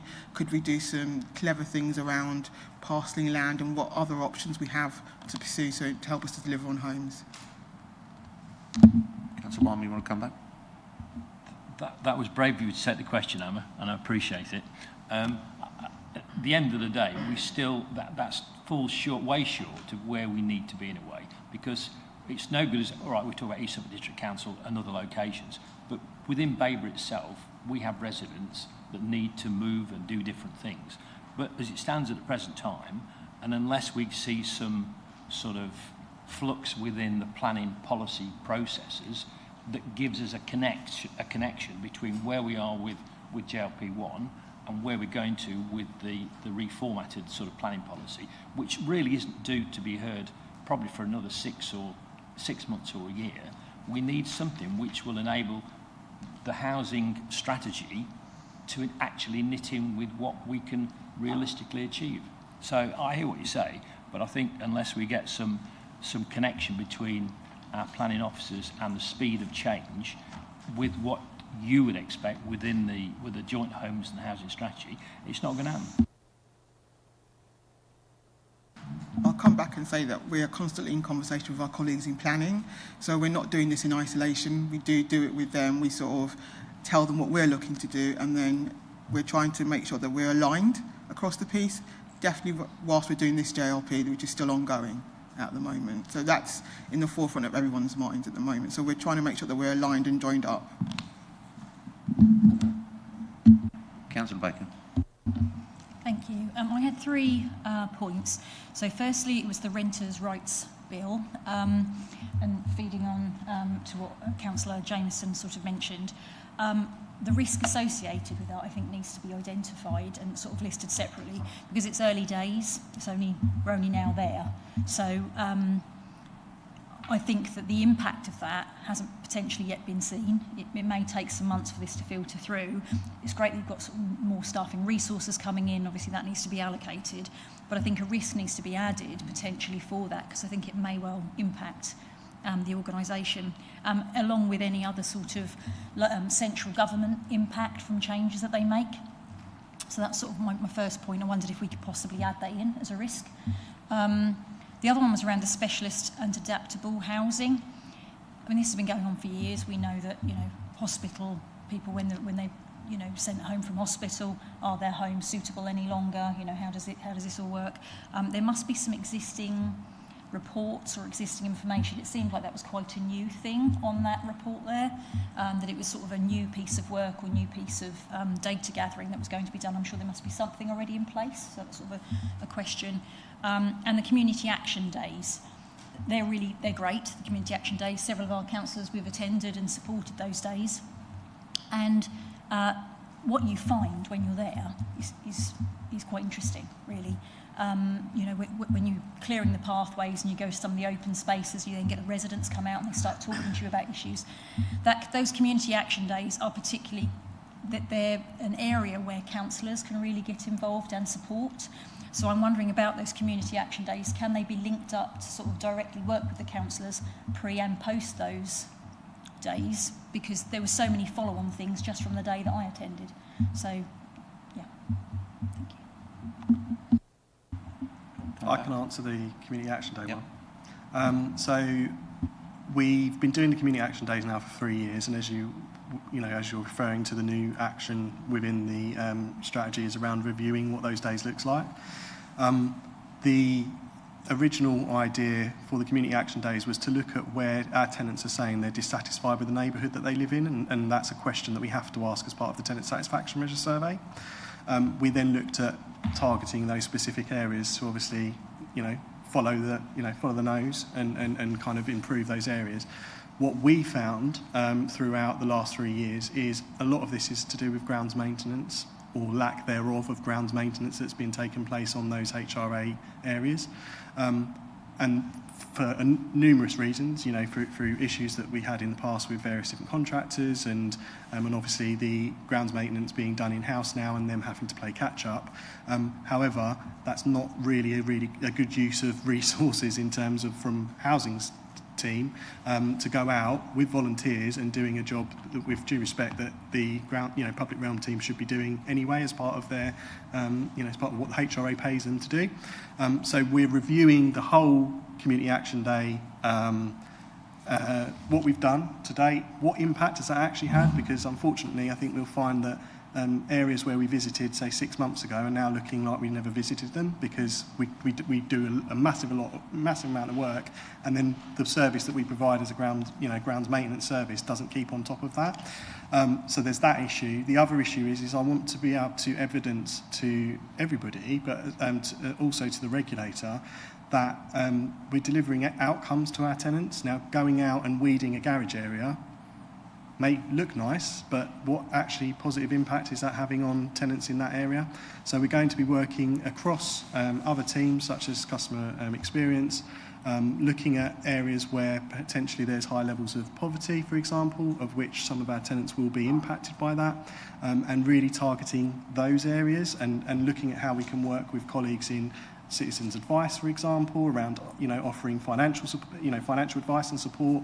So that's what I mean by the Community Action Day changing the approach, is because it's become a bit of a top-up service for grounds maintenance. That's not really a good use of anybody's time or resources. So I want to make sure that we can get some real tangible, evidencing real tangible outcomes to our tenants that make a real difference to them. Make a difference to, as I say, one of the areas is poverty and making a difference to what's in their pocket. So there's that. We do invite all members. We publish to all members the dates of the Community Action Days at the beginning of each year. And as you know, members are able, welcome to turn up and chip in. Even if they don't want to do any sort of physical work, they can go and talk to residents and do some door knocking, because we do that as well. We will continue with that publicising of the days, whatever they might look like moving forwards. But that's part of why we're doing the review. at the other 2 points? I can pick up the renters. Yeah, I'll pick up the Renters' Rights Bill and the adapted properties. With the Renters' Rights Bill, we have an officer working group between the public-private sector housing team and the housing solutions officers who deal with homelessness, looking at the impact of the bill, what's the likely outcome of that. We know that we have an enforcement policy already, but we need to review that, which we will do in terms of what the new powers will be. And it's also about understanding where the enforcement powers will sit, whether it's a homelessness officer that will pick that up or whether it's a private sector housing officer that will pick that up. So we've got that working group being in place for a couple of months. We're looking at where things will sit within the service. Equally, the government has set up Jigsaw, which is an advisory organisation that's helping local authorities be ready for the renters' rights bills and about what the likely impact will be and what the impact will be in terms of resources, requirements, and how we're going to shape the service going forward as well, and what our approach is going to be, because the bill is really talking about us as a housing authority being very proactive with our private landlords. They'll be setting up of a database, so all landlords will need to be registered. We will need to provide far more data than we do right now in terms of the work that we're doing. So we're looking at how we collect that data and make sure we're ready for that. So there's a lot of work happening in the background between the officers about what happens, what implements it, and we're talking to other local authorities about that as well. And I think we are quite mindful about there is a huge risk around that. There's a huge amount of work because extensively we will be doing for private rented sector housing what the regulator does for social housing. So we need to make sure they're meeting the decent home standard. We need to make sure that the homes are in a good and fit state and take enforcement action where needed. At the moment, we take an approach of where we try and work with landlords, whereas the legislation will be asking us to be a little bit more proactive. So that will obviously mean a little bit more officer time. So we're looking at how that will look like and will be structured. So going forward. And the point about the wheelchair housing, we do know from the housing register how many people are looking to move because they need a wheelchair home or adapted home. We also know from our own tenants who are waiting for adaptations. And equally, we also know from the Disabled Facility Grant as well, residents who are asking for adaptation. So we hold a lot of data. And I think within the scope of the current joint local plan, it's not very explicit about how many of those homes that we deliver will be wheelchair accessible and adapted. So what we're trying to influence in the new plan is that there's something around a target or a number of how many are delivered. And I think it's important, it's not just about those in social housing, because people might want to buy their own home that they want to be wheelchair accessible. So we're sort of trying to make that more of a priority. So as part of the RP forum, we're talking to the RPs to say, when you're building homes, you know, we've got a need for wheelchair homes. Could you think about that as well? And that is in every conversation we have when sites come up as well and think people are looking to deliver. We ask the question, can we have some wheelchair homes on this site as well? So it's something that we're constantly asking, but we're looking for that to be reflected in the new JLP going forward. Yep, come back. Thank you. That's loads of information. That's really helpful. Thank you. As you were mentioning about the Renters' Rights Bill, you're saying it is a risk. I think it needs to be in the paper because it's not being identified. So I think it needs to be added. And that's my recommendation. And the community action days, just going to add on to that, when we were there and we were looking sort of around the area and some residents came out and said there were some problems, most of it was because people couldn't identify the land and the pathways and who they belong to. So nobody was really doing them. The grounds maintenance team wasn't doing them. They weren't doing them, and there was some very dangerous, you know, there was big metal poles sticking out. People were going to impale themselves actually at that point. So I think that work, obviously working on with the biodiversity team and you know who owns what, the assets team, is really, really important stuff, because I thought that was a fabulous day. You know, it's really good days that you have. So just wanted to make that point as well. Thank you. Thank you. Councillor Grandin. Thank you, Chair. I've got a couple of points, if I may, please. Thank you. I was quite interested to see on your presentation reference to the under-occupancy strategy, which is something I've been concerned about for a long time and know of a number of examples, even just a few doors from where I live, with one person living in a 3 or 4 bedroomed house with big gardens back in front.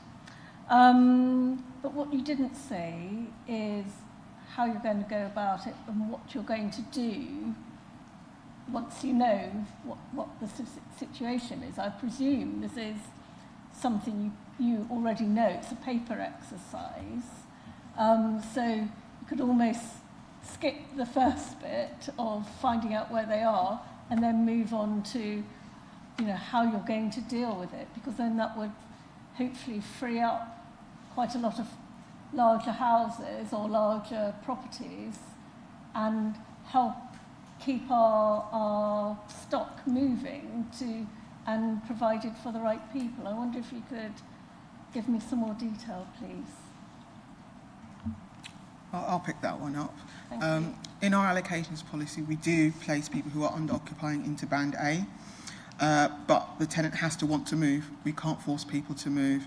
And I think we've recognised that maybe there's not enough information out there to residents and tenants to make them aware that there's this option for them, and maybe we need to offer some sort of hand-holding type of aspect to residents so that they can understand a little bit more what that process looks like. And also we're sort of helping them to maybe join the housing register to help them to downsize. So we've recognised that as an issue, and that's something that we are going to be picking up. So the allocations policy does allow people to downsize and actually gives them additional priority in recognition of that. We, unlike some local authorities, offer a cash incentive, but we're not in the position of doing that at the moment.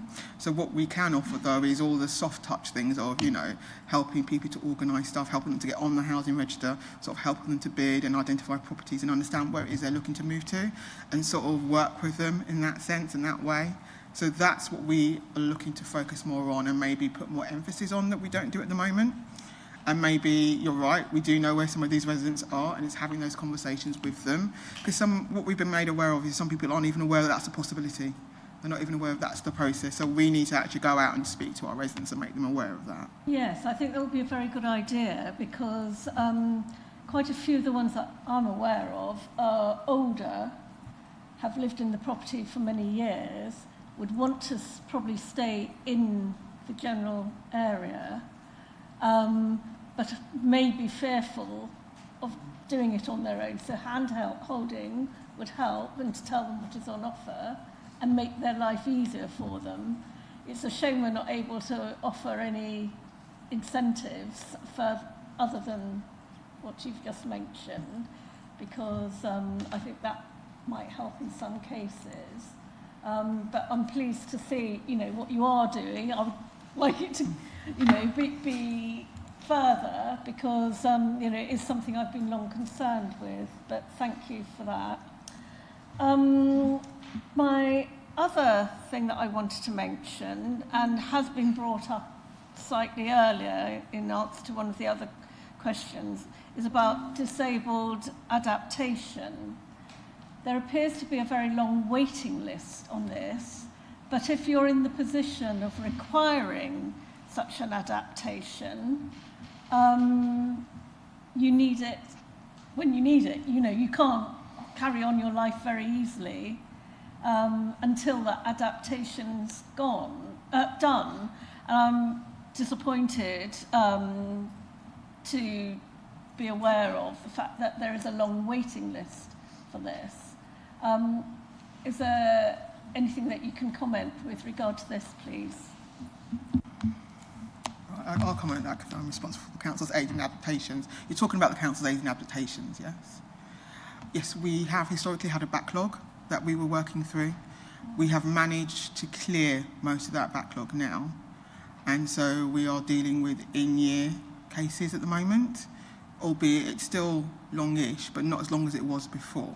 And I think the team have worked really hard in trying to clear up those cases. I think there's a real recognition that we need better communication with our residents. We don't have any information on our website at the moment.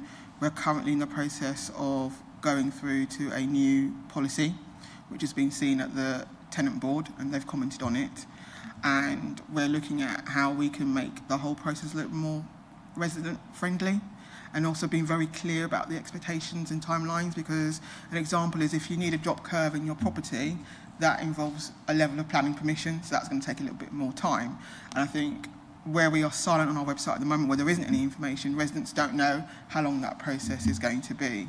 It's a very small team of 2 people at the moment, so it's trying to balance out how we give out information, and I think we need to give out more information to residents, so we're looking to have something on our website that's dedicated to that, and also provide some sort of customer journey. We are going to be doing some workshops with residents to help us to co-produce what that customer experience will look like and that journey will look like as well. Because if I'm honest, I'm not the user of the service, the tenants are. So I need them to tell me what is it they require and need. And I think also to build a journey for them that makes sense as well. And I think at the moment our front door is through county, through the OT service. So we're looking at ways where we can look at what happens with our independent living service, which is sort of two-tiered, where you can go direct to us or county depending on the type of adaptations you require. So I want us to have a service that almost mirrors that for our tenants. Because if I'm honest right now, if you're a private resident or a registered provider tenant, you get a really, really excellent service and it's a good service. Whereas if I'm honest about our own tenants, not so good. It's not something I'm proud of, if I'm honest, and we need to do so much more better. So we're looking at revamping all of that. So it's a process, it's going to take some time, and I think we recognise in the past there have been issues around budget, so the budget has been increased, which is a good thing, but we're still limited to what we can provide. What we're trying to do is be a little bit smarter. So where homes become void, we try, and we've done a lot of adaptations in that property. We try and match it to someone that requires that, and whether, trying to make sure whether it's on the housing register. We look at who's waiting for an adaptations as well to see if that would be ideal. We also look at what's coming through and encourage people, although you may be waiting for an agent adaptations, please put yourself on the housing register, because if something more suitable comes up, you can move into that property. So we're trying to get residents proactive as well. But we are looking to review that process for our agent adaptations to improve that service for residents, because you're absolutely right. Because right now, if you are a private resident who is bed blocking in a hospital and needs adaptations, my other team can get that done pretty quickly. Whereas at the moment, with our own tenants, it's such a slow service at the moment. So we're trying to make sure that we're aligned across both sides, because I want us to mirror that. So I think, yeah, you're right. The service isn't great at the moment. There was historically a long backlog. We've cleared the backlog extensively, but we now need to look at how we deliver the service and what that customer journey looks like going forward. Councillor Patrick. Thank you very much for that information, and I look forward to hearing updates. Thank you, Chair.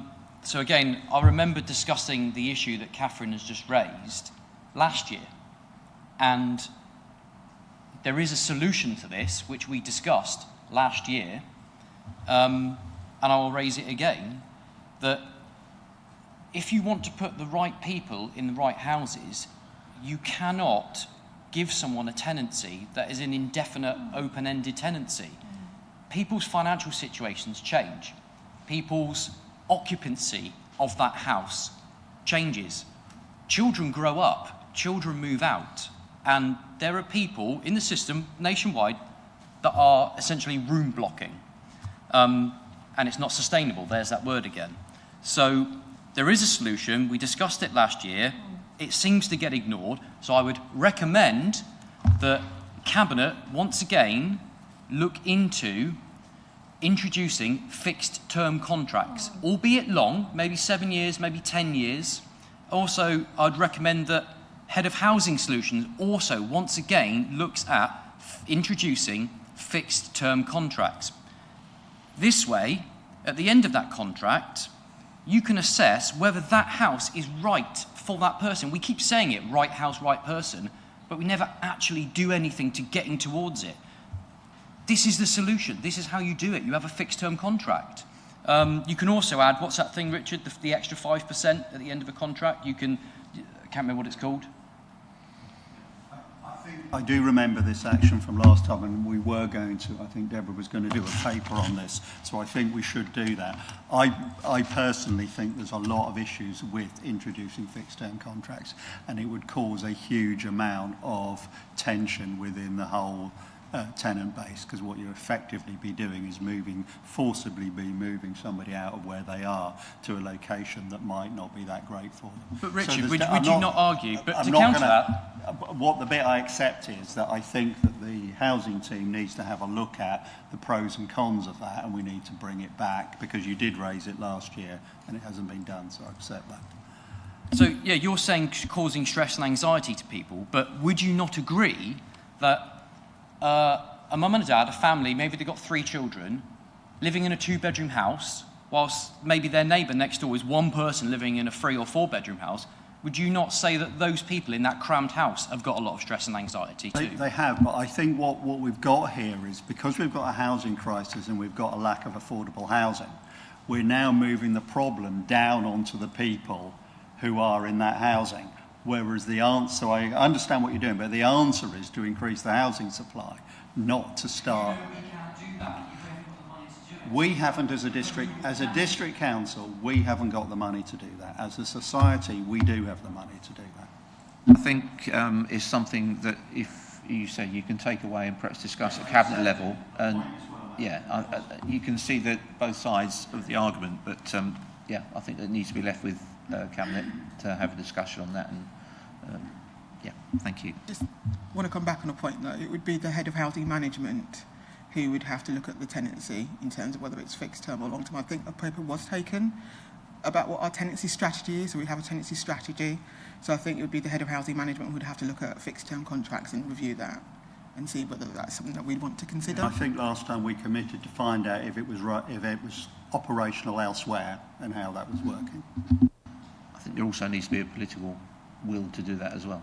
I think it has to come from. I accept is that step one is to put a paper together to say what the issues actually are, so we can have an objective discussion. Right, we'll move on. Councillor Carruthers. Thank you, Chair. My question is relating to page 63, the first point on there. Excuse me, about self-build plots. How do self-build plots work? It says about bringing forward land to increase the supply. I don't understand how that works, so can somebody explain that to me, please? Thank you.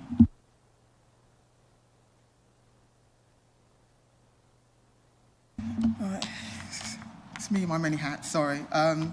Self-build plots are extensive where we have to make sure we've got service plots where residents can build their own properties. So we keep a register at the moment. We don't do much more than that at the moment because there isn't that much interest from what we can see, but we hold a register of residents who said they're interested in it, and we have to identify within the local plan plots that could be used for self-build.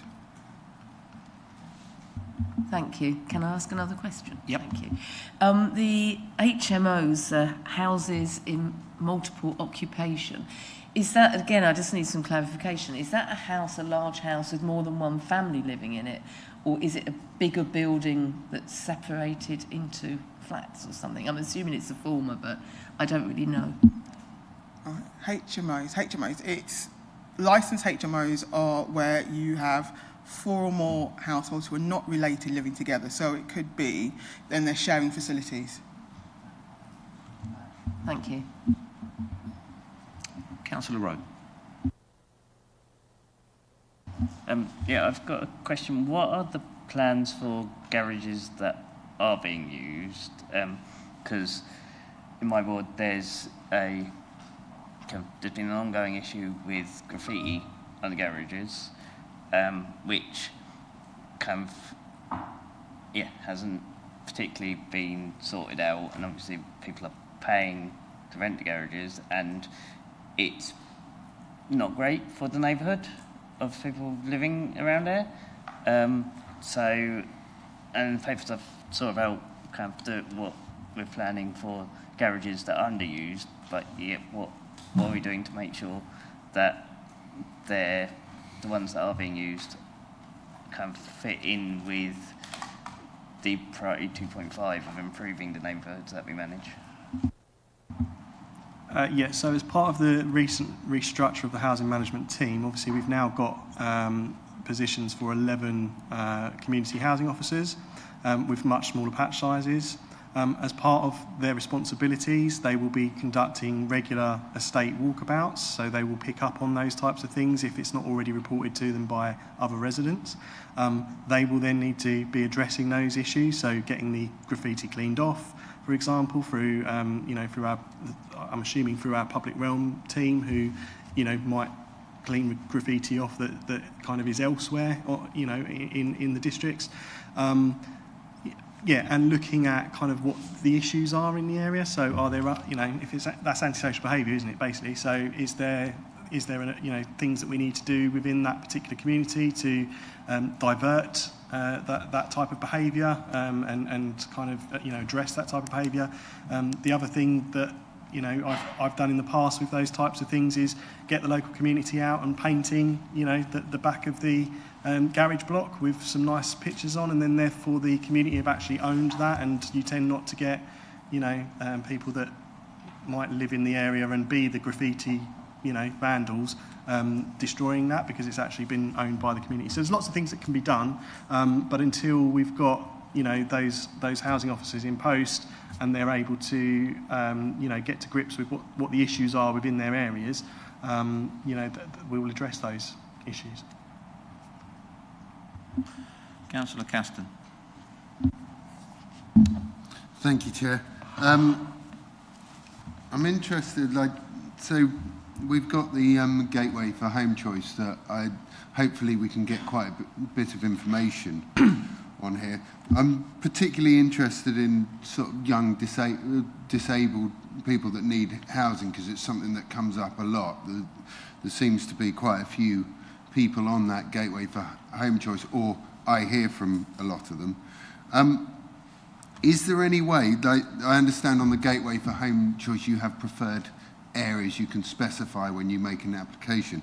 Is there a way of finding out how many band A and B people have specified a particular area? And doing the strategy, I think it might be it's over quite large, it's a joint strategy, it's over quite a large area.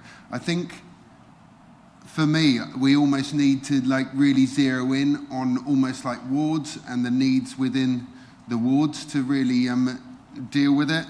I don't know whether that's an impossibility or there's a reason why we can't do that. I'd just be quite interested in your view on, firstly, how we can use the gateway for home choice to direct that, and then whether it would be possible to have a very localised strategy.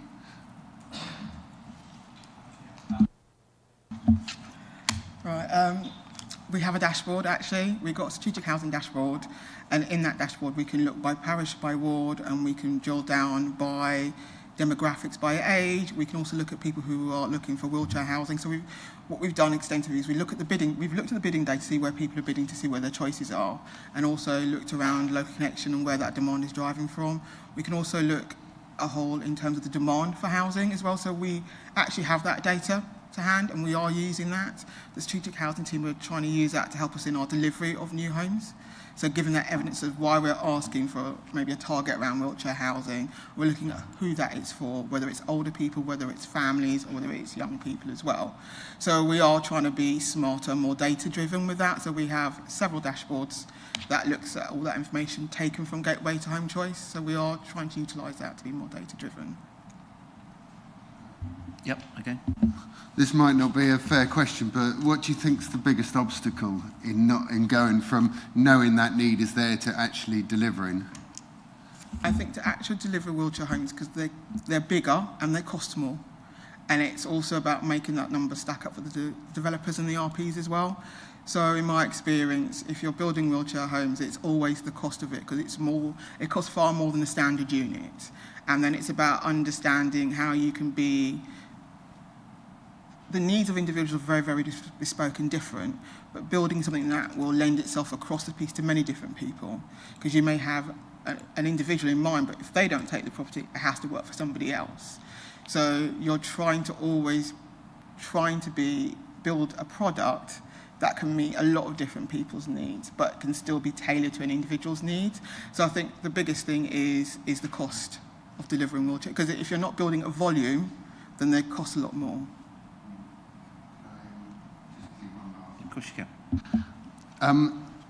Could you ever sort of almost enforce a quota? I don't know whether that be a JLP issue or from your strategic point of view, where you have a quota where we just make these places get built. We just say they've got to be built. I have worked for other local authorities where they do have a quota to say X amount of properties will be wheelchair units or adapted, and make that very, very clear on each site that's delivered, especially around affordable housing. So it is it is possible to do, and you can do it, but I think it's always better to get everybody behind it rather than make it a forced thing. Everyone's in agreement. It is the right thing to do, and given the demographics of an ageing population and a population where we expect everybody to be able to live in a home, whether you're disabled or not, to have access, fair access to housing is really important. So I think everyone recognises it's the right thing to do. It's just how you do it, and what does that look like in the delivery. When you put it in the strategy, you've got to think about what that delivery looks like. So I suppose for us, it's working out how many homes does that constitute, what do those homes look like as well, so definitely. Councillor Piper. Thanks, Chair. With respect to empty homes, didn't we already have a strategy for bringing those back into circulation? Absolutely correct. We do have a policy that was adopted in July 2022, so it's been 3 years, a lot has changed. I think what we need to do is review that policy and see where we are and look at what that delivery now looks like due to changed circumstances. And have we had any success in bringing any empty homes back into circulation? We have brought about 99 empty homes back into circulation 99? Over a couple of years, so during that duration. I mean, at the beginning, what we had when it first started was 2 properties were brought back into use, but because we do a lot more engagement with landlords and owners now, so the team have done an awful lot of work in engaging with them. Obviously, we had 2 offices, we're down back to 1, and we're sort of reviewing what we do. We obviously did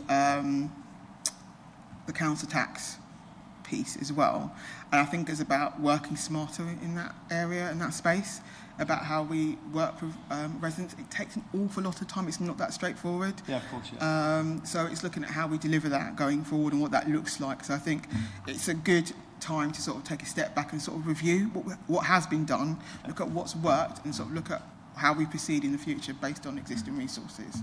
And how many are there again across the 2 districts, roughly? Can't tell you off the top of my head because it's not something I do day to day, but we can find out and let you know. Thank you. Councillor Osborne. Thank you, Mr. Chairman. If I may, and I apologise for coming in too early with these 2 questions, David. I understand, I'll go through the question again, I think you've taken it down anyway. The voids are up to 60 days to get occupied. Why are we taking so long when a great deal of investment has been put into the area of service? A few years ago, we got that down to 15 days when a house becomes vacant and gets reoccupied. And also, can you update us reasons for the selling off of our housing stock at the amount of houses sold? Can you tell us the amount of houses sold up to this date, and have you replaced them, those that have gone? Plus, particularly in Sudbury, where we have, and have we lost monies on these sales? Thank you. I'll start and then maybe Emma can chip in a little bit. So in terms of the number of homes sold, obviously we don't have a choice in that. That is a right that tenants have through the right to buy scheme. Obviously we then get money back, capital receipt money back from the sales of those properties, but there's never enough to cover the property that we've lost, and obviously that's a public asset which we've then lost to the private market.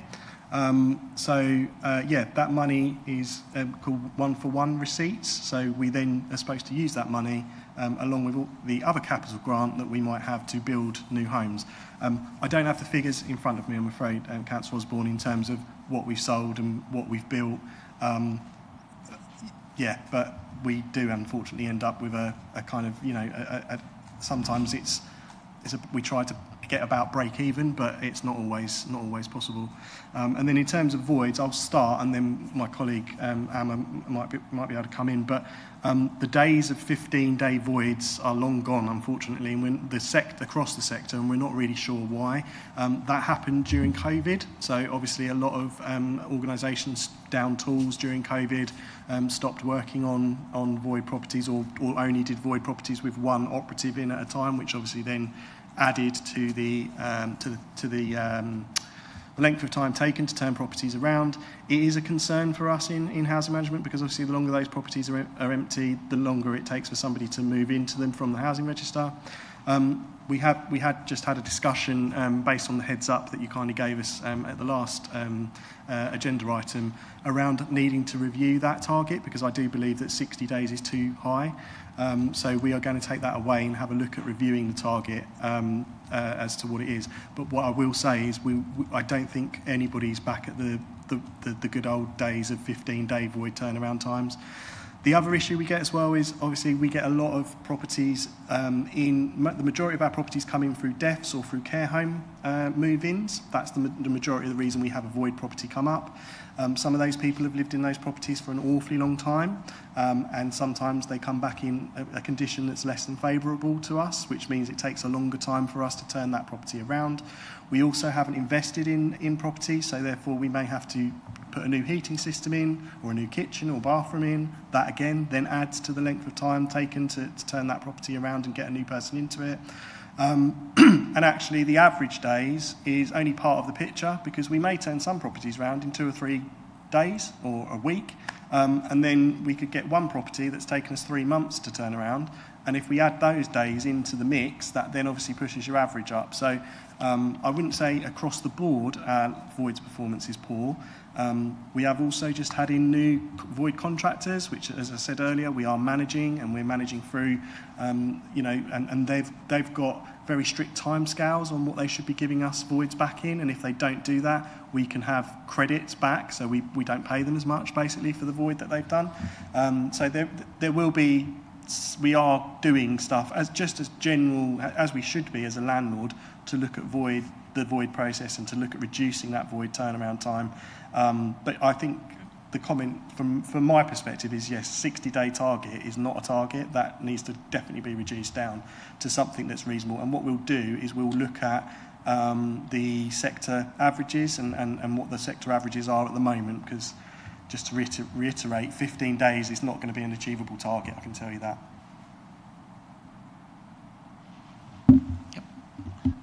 Yeah, thank you for that, David. If you could, at some point, update us on the amount of houses that we have sold and what amount of housing you have put back into the system. Because I'm disappointed, to be quite honest with you, we've had this COVID thing. We've been still talking about the COVID thing because builders weren't, or the operatives that were not allowed into the houses during that time. And that was one of the reasons why you got a backlog. I understand that. However, I still feel very disappointed that actually we've got houses unoccupied, or we've got tenants or prospective tenants that can't get into them. Thank you. I think from my perspective as well, I was recently told that someone had come to clear a void, that they'd travel from Hertfordshire. Now, I don't know where we outsource companies from, but that to me does not look great for our carbon footprint, and certainly doesn't seem to offer our residents a level of service that I think they would expect. So I think it would be interesting to know where we outsource to and how far away, and whether that is local or not, because I think it's important we know. Do you want to come back? I was just going to say, for Mid-Suffolk in the last 3 years, we've added 245 properties either built or acquired, and 35 right to buy. So that's sort of... I had a question as well, managing the estate, specifically about bungalows. I did bring this up with David earlier. How we manage our bungalows, we don't have enough. There's not enough in the country, let alone in Babergh. And I believe we haven't really got a policy in place restricting the age limits to those residents who have bungalows become available to them, who are eligible for bungalows. Is that something we might look into? I believe we've discussed it before. You said previous authorities have an age limit of 50 or above. Obviously, there's other external circumstances for disabilities, etc. But is that something that we could perhaps look into to better manage the very limited number of bungalows that we do have to ensure those that really that are in need are put in, as we've mentioned earlier, in the right properties. Yeah, I'll start and then I'll hand over to Emma because I do have to leave after this comment, I'm afraid. So yes, there is the ability for us and all of the local authorities that are part of the Gateway to have what they call a local lettings policy, and they can implement that on a particular type of property or a particular area or whatever for numerous reasons. However, it can't be an indefinite one, and it should really be based on data and information. So it's absolutely something that I suppose we could look at in terms of bungalows. I think that my understanding is the reason why Babergh and Mid Suffolk don't have an age restriction or an age minimum age on bungalows is because there's actually, in terms of our housing stock as a landlord, it's actually disproportionately more bungalows. So if we did that, then it may disadvantage and have people waiting on the housing register even longer for properties. But as I say, that's anecdotal. Emma in Housing Solutions may have more kind of concrete facts around that. But I don't think it's a bad suggestion or recommendation potentially to look at whether or not what the impacts of having a local lettings policy for bungalows would be on the housing register, because that's ultimately what you want to see, I would imagine. Thank you. Just to follow on from what David had said, on the housing register, we do categorise properties. So if somebody needs something where you need wheelchair accessible or level access or living on one level, we do prioritise that on the housing register. Some of our bungalows are age restricted already, so some of those that had been previously decommissioned have an age restriction on them already. We have some sheltered bungalows as well, but I think you're talking across the piece as a whole. And for me, we need to be really clear. We have some family-sized bungalows as well, so we often have families that require level access living as well. So we need to make sure that nobody is disadvantaged that requires that type of accommodation.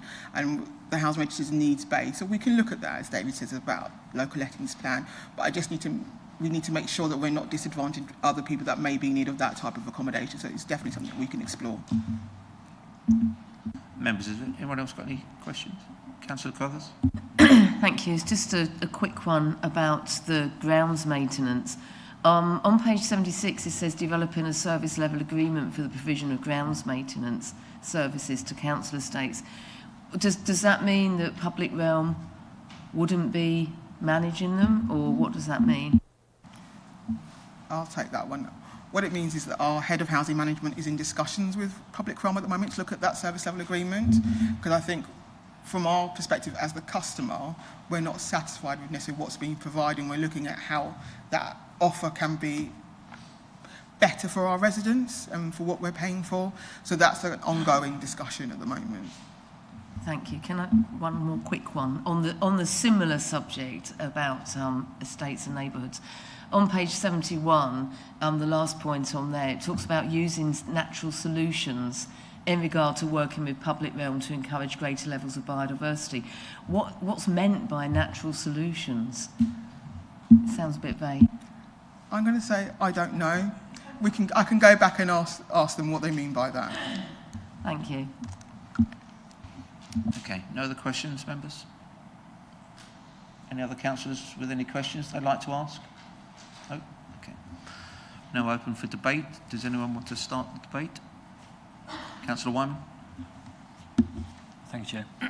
I think we'd be a bit naive to think that there isn't really a big common theme elephant in the room question here, which is we have a significant deficit of council housing affordable homes.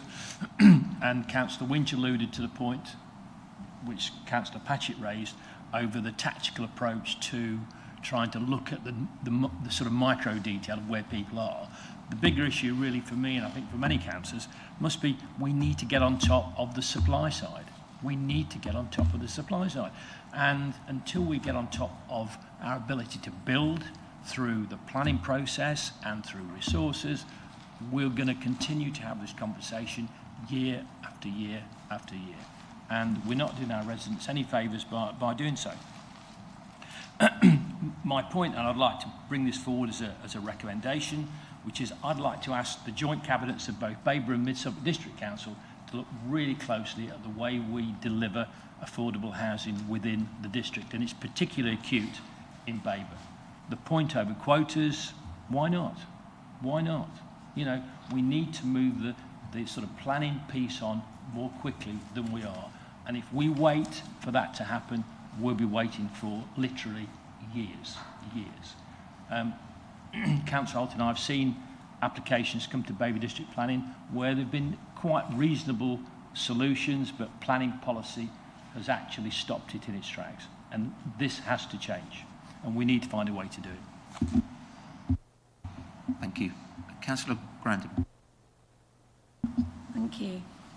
I think fixed-term contracts, if we examined that area and maybe eventually brought that into practice, would free up many houses or properties that are underutilised, and we would then find a better circulation of properties. So I think that is something that we should seriously consider as a council.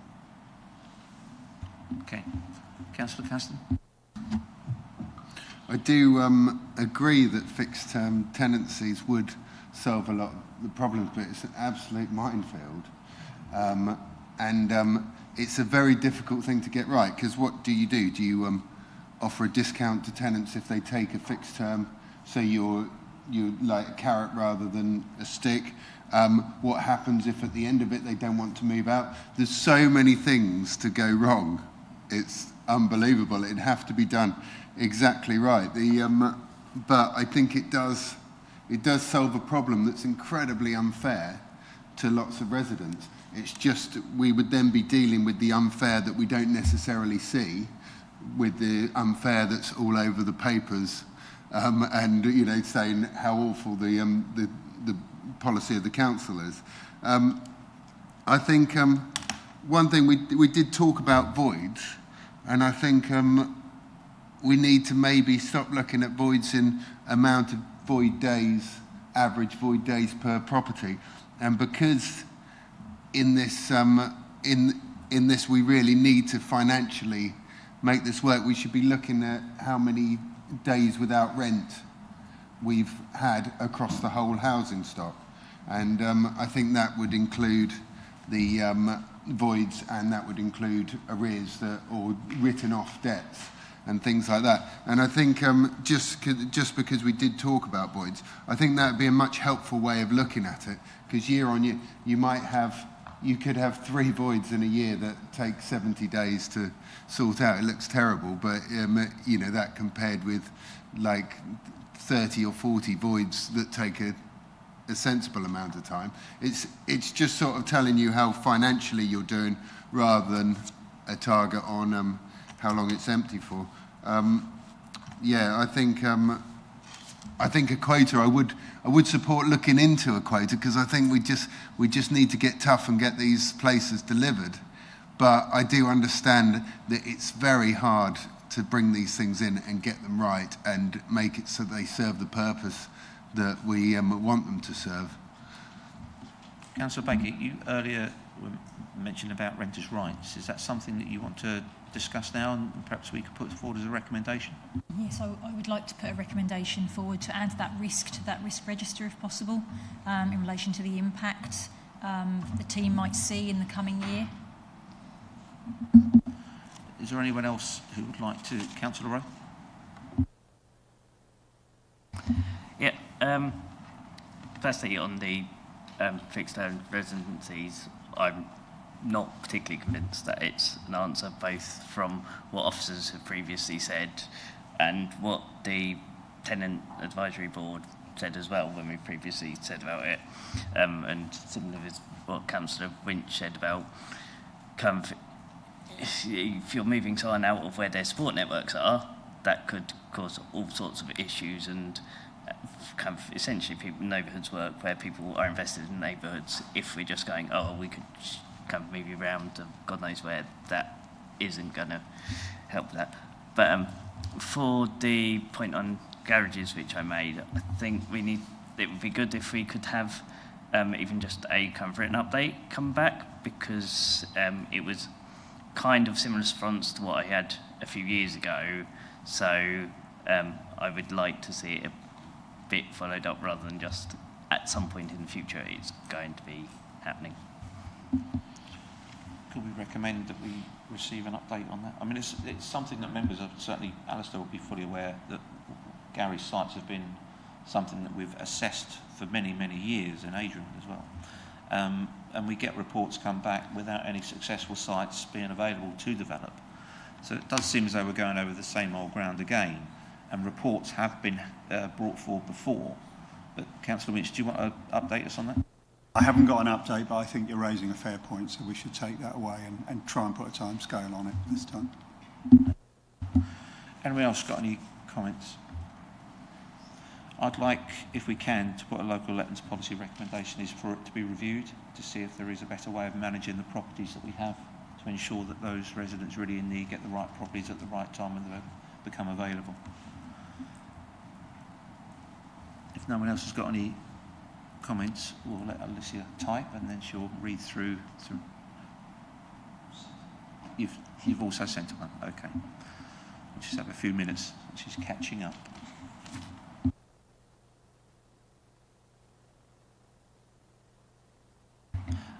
Yeah, we'll take a 5-minute break while she continues to type. So if anyone wants a quick comfort break, they can have one.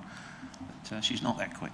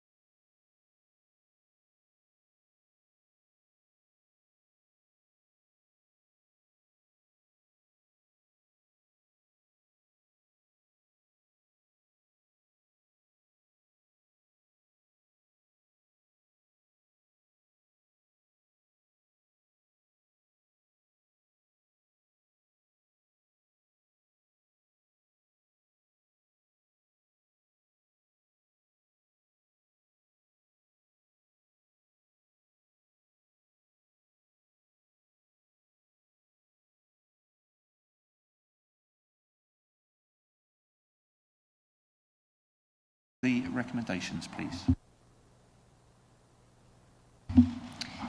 Thank you, Chair. I have 8 recommendations for the committee. Number 1, that the Joint Overview and Scrutiny Committee notes the report and the progress made to actions within the Master Housing Action Plan. Recommendation 2, that comes from Councillor Scarf, that the Cabinet Members for Housing conduct a full review of the timescales assigned to actions within the Action Plan and look to set new and more realistic timescales. Recommendation 3, which comes from Councillor Baker, that the Cabinet Members for Housing identify the risks associated with the introduction of the Renters' Rights Bill. Recommendation 4, which comes from Councillor Wyman, that the Cabinet Members for Housing, in partnership with the Cabinet Members for Planning and the Head of Strategic Planning, devise a pathway for the delivery of realistic levels of affordable housing within Babergh and Mid-Suffolk prior to the emergence of a joint local development scheme. Recommendation 5, which comes mainly from Councillor Patchett, that the Cabinet Members for Housing consider introducing fixed-term contracts for tenants to further support the management of housing allocations. Recommendation 6, that comes from Councillor Caston, that further reports on the Joint Homes and Housing Strategy provide detail on the amount of rent lost throughout the year to better assess the impact of voids and rent arrears.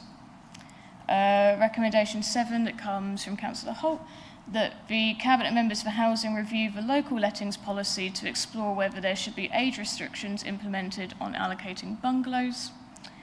And recommendation 8, that comes from Councillor Rowe, that the Joint Overview and Scrutiny Committee requests that a written update on garage sites be presented to the committee within the next 6 months. Thank you, Chair. Thank you. Comments from members. Councillor Scarf. Chair, is it possible that we could have the one regarding the fixed-term rents as a separate recommendation, so we have the other 7 together? Because I really don't feel I could support that, and otherwise I shall have to vote against all the recommendations, which I feel puts me in an invidious position. There are other members who feel the same, I think. That is something we just discussed that we were going to do, and we were going to take a Babergh and Mid-Suffolk split vote on that, so that each authority can have its own vote on that one particular recommendation. Councillor Grandin. I mean, with regard to that point, it's asking for that to be looked into. It's not saying that that will be implemented. That's correct. So. Yeah. I think members are aware that that is a recommendation to look into it. Councillor Wyman. Chair, I think there's emerging legislation under the Renters' Rights Bill which potentially will abolish fixed-term tenancies. Okay. Councillor Caston. I was going to ask the same thing as Councillor Scarf. I think it's not just the fact that we're just asking to recommend it. In my view, we can't implement it. It's impossible, so I don't want to vote for it. So I'm quite happy if that one's moved out, because I don't want to ask the Cabinet to consider something that they can't implement. I think it's impossible. I mean, do members here wish to have that item removed? That recommendation? Should we take a show of hands? Okay, we'll take a separate vote. Yep, okay. Any other questions? Okay, can we move to voting on those? Do you want to take that first one, item 5, or recommendation 5 first? Happy to, Chair. So just for ease of the recommendations, I've moved it from being recommendation 5 to recommendation 8, so it sits separately from the block of recommendations. Happy to do the vote on it first. Did you want to do council by council or as one? I think we'll do council by council. So. And, yep. Of course. So the recommendation would read that the Cabinet Members for Housing consider introducing fixed-term contracts for tenants to further support the management of housing allocations. We would need a proposer and a seconder before going to the vote now. To look into, or something of that nature, not to implement, or however you had it at the beginning, to read that out again. Investigate or something along those lines. So I can change the wording if you'd like me to. The recommendation at the moment reads that the Cabinet Members for Housing consider introducing.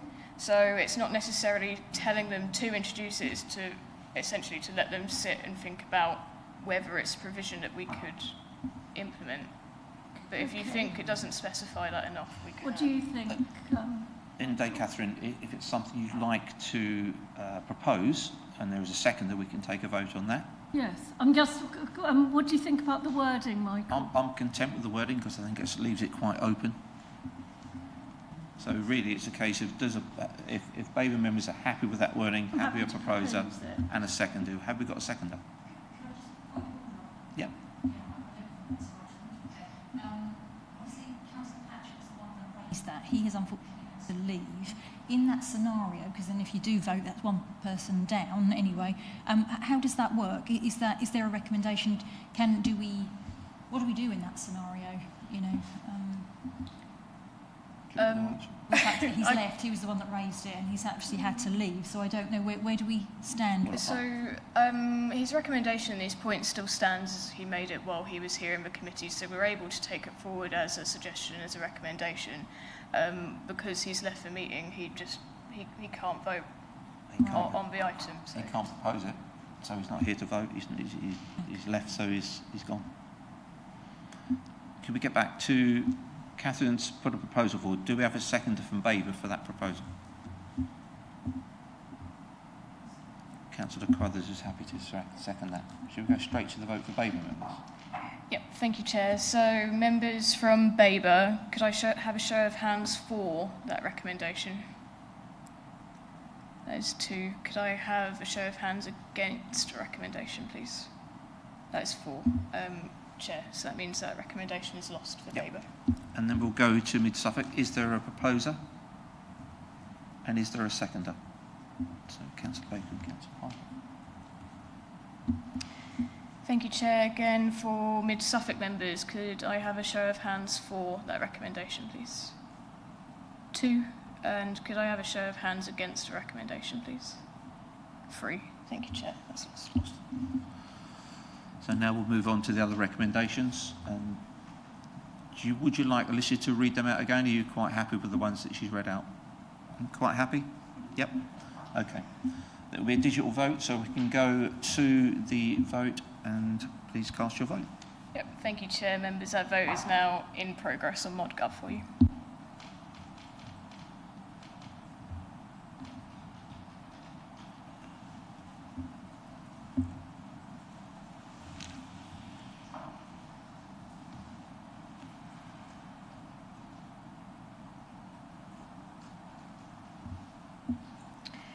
Thank you, Chair. Since Councillor Patchett has left the meeting, that makes 11 votes for. So that is unanimous. Thank you, members.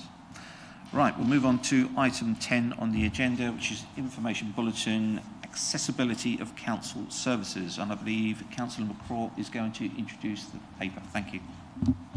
Thank you very much, Chair. I'm very pleased to provide the introduction on accessible services. We have Andrew Mellon, my colleague, portfolio holder from Mid Suffolk in the same performance, and Samantha Lake, Head of Customer Experience. They'll be able to perhaps take any questions I'm unable to handle. So the report is outlining, in quite a dense paper, I think for a few pages, it's quite densely packed. And we're looking at how accessibility works across our services. The idea is obviously everything should be inclusive and responsive to the diverse needs of our residents and all sorts of residents. So if we look at accessibility, we have to define what it is, and the paper seeks to do that. And there are 4 or 5 principal areas, ranging from digital access to the physical spaces, which are used not only within Babergh and Mid Suffolk, but also in our wider community, and then our communications. Some of the highlights in the paper include digital accessibility, how our websites are reviewed using tools like Site Improve and through collaboration with outside agencies. The idea is to ensure the content is accessible to all, including those with learning disabilities. Then there's the communications aspect. We have a constant project with Thinclusive, which is helping us to improve the clarity and inclusivity of the letters we send to residents. We've been working with AI systems to improve those. It's supported by feedback from experts in each field. Then there's the physical access aspect. Mid-Suffolk Disability Forum continues to be a valuable partner in shaping planning, transport and leisure services. And we also work with bodies in the tourist industry, for example. And then the service channels, well, we're trying to make it possible for people to contact us in a variety of ways, multiple ways, online, in person, and by phone. And then finally, policy and decision making, because our upcoming charter on reasonable adjustments and expanded equality impact assessments are there to ensure that accessibility is considered as part of our decision making process. The whole point of all of this is accessibility is for everybody. It's not just something that's considered as a tick box exercise afterwards. It's embedded in the very job we do. And this is a constant process of exploration, re-examination and improvement. So if we've any questions, I'd be happy to take those. And as I say, we have my colleagues here to help. Thank you. Members can ask questions, but just remember this is for noting only. This report is for noting. So are there any questions?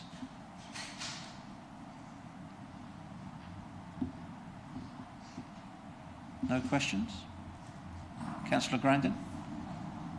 Mine's actually not a question. I just wanted to mention here, with Sam present, how helpful she's been with regard to the Hadley access point. We have for some months now been having a regular monthly meeting, which I've been finding very helpful, and I think the service has really improved during that short time. But the main thing is that there's such enthusiasm and cooperation from Sam and her team for a real wish to... I mean, the service wasn't bad in the first place, but it's really significantly improved, and the communications of its existence has improved. and the number of people that are aware of it has improved. So I'd just like to say, thank you for those meetings, Sam, and for making the changes so willingly. It's great, and I'm looking forward to continuing our working together on this. Thank you. Councillor Scull. Thank you, Chair. Yeah. Well, along similar veins, really, because I think we all know that councils are moving towards very quickly internet work, and there's nothing wrong with that, but there is a substantial number of people that aren't able to do that. And I think the point I would like to make is I really welcome, certainly from a Mid-Suffolk point of view, that the customer access point is open 5 days a week, and we have seen a flow of people come to the customer access point, so it proved the point that actually we did need to open it 5 days a week rather than 2 days a week. And I think I would really like to applaud the work that the officers are doing there and that the Cabinet did in order to ensure that that took place, because I think that's been very successful so far. Councillor Rowe. I think it's good to see all this detail, and I'm aware of various bits of it. Kind of wondering where we're not achieving what we'd want to. I'm not entirely sure how to have what questions are we allowed with things for noting and stuff, but yeah, I wonder where we're not quite achieving it, because I know there are some access issues with the Leisure Centre in Stowmarket. There's, with the brochure that went out, or with the Mid-Suffolk booklet that went out, there was text on pictures, which isn't ideal. And there's been a few things where it's not necessarily met where we've met in other places. And I know there's some people very well trained and then not, but it's not necessarily across the board. So yeah, just wondering where we might not be achieving what we'd want to, even though there is a lot of very good work that this comprehensively explains. That's a difficult one to pick up, but Alistair, do you want to come back with that? aching to, thank you. It's a good question, and the whole point is if anybody, any member of the public becomes aware of somewhere where our information is not accessible, please make us aware of it. That's the whole point of accessibility, but we need to know about it. And I mean, literally, if you find a flaw on the website, I have to say, I think the website is so much better than it was in the past, but if you find a flaw on the website, let me know, and I'll look into it, and we'll check it out and see if it can't be improved. It's constantly being updated. We have a regular review system for pages on the website. I think we're currently looking through PDFs and varieties, as well as letters. And there are more letters to be looked at, but we concentrated first on those that are used most often and have the maximum impact. There's no point in wasting our effort on stuff that comes up once in a blue moon. So please, let us know. Councillor One. Thank you, Chair. I noticed that in the report we referred to the increase in access through contact with the rural coffee caravan. What a great service that is. I mean, that gets into all our rural communities really well. We should definitely be doing that, Alistair, for sure. Anyone else with any questions? Any debate? I sense this is going to be very quick. No, okay. Well, I think I'd like to thank Councillor McCraw. Members have had a chance to ask questions, and I think we're all appreciative of the work that goes into it and the continual work that goes into it. So thank you. But yeah, appreciate it. Thank you for coming in.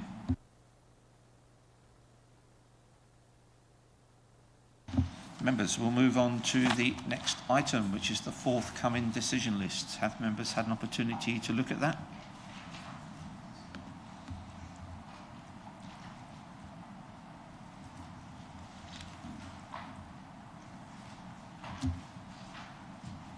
Item 11. No comments on that? We'll move on. Item 12, the Overview and Scrutiny Action Tracker. Any comments on that?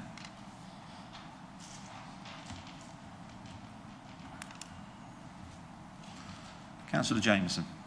I'm just going to say I hope the recommendations we've made today are actually looked at, which it appears actions 1.2 and 1.3 from last year never were. I think that's something that we're going to have to pick up as chair and vice chairs through both authorities to ensure that cabinet members are made aware and heads of service are made aware of the recommendations that we put forward. So I think that's something we need to follow up for sure. So yeah. Anyone else? Any comments on that? No? Okay. Oh, Councillor Rowe. Sorry, that big hand was waving and I missed it. I just looked at the action track for the Western Suffolk Community Safety Partnership bit, and I'm wondering whether we can update the wording a little bit to reflect that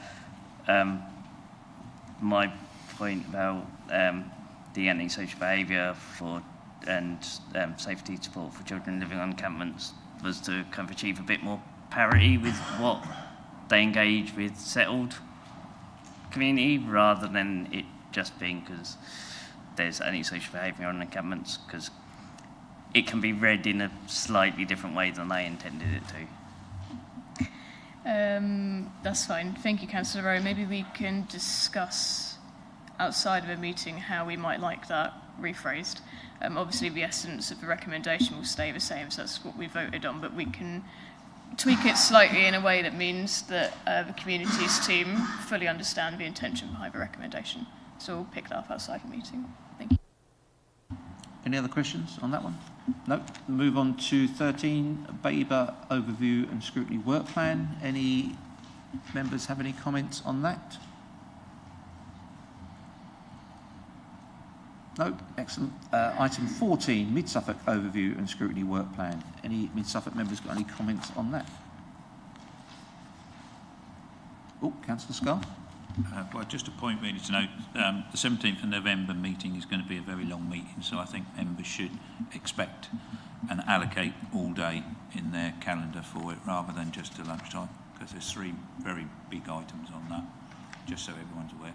Yep, valid point, certainly. Any other questions? No? Okay, well, that concludes the business of this meeting. It's now 8 minutes past 1, so we'll call the meeting to a close.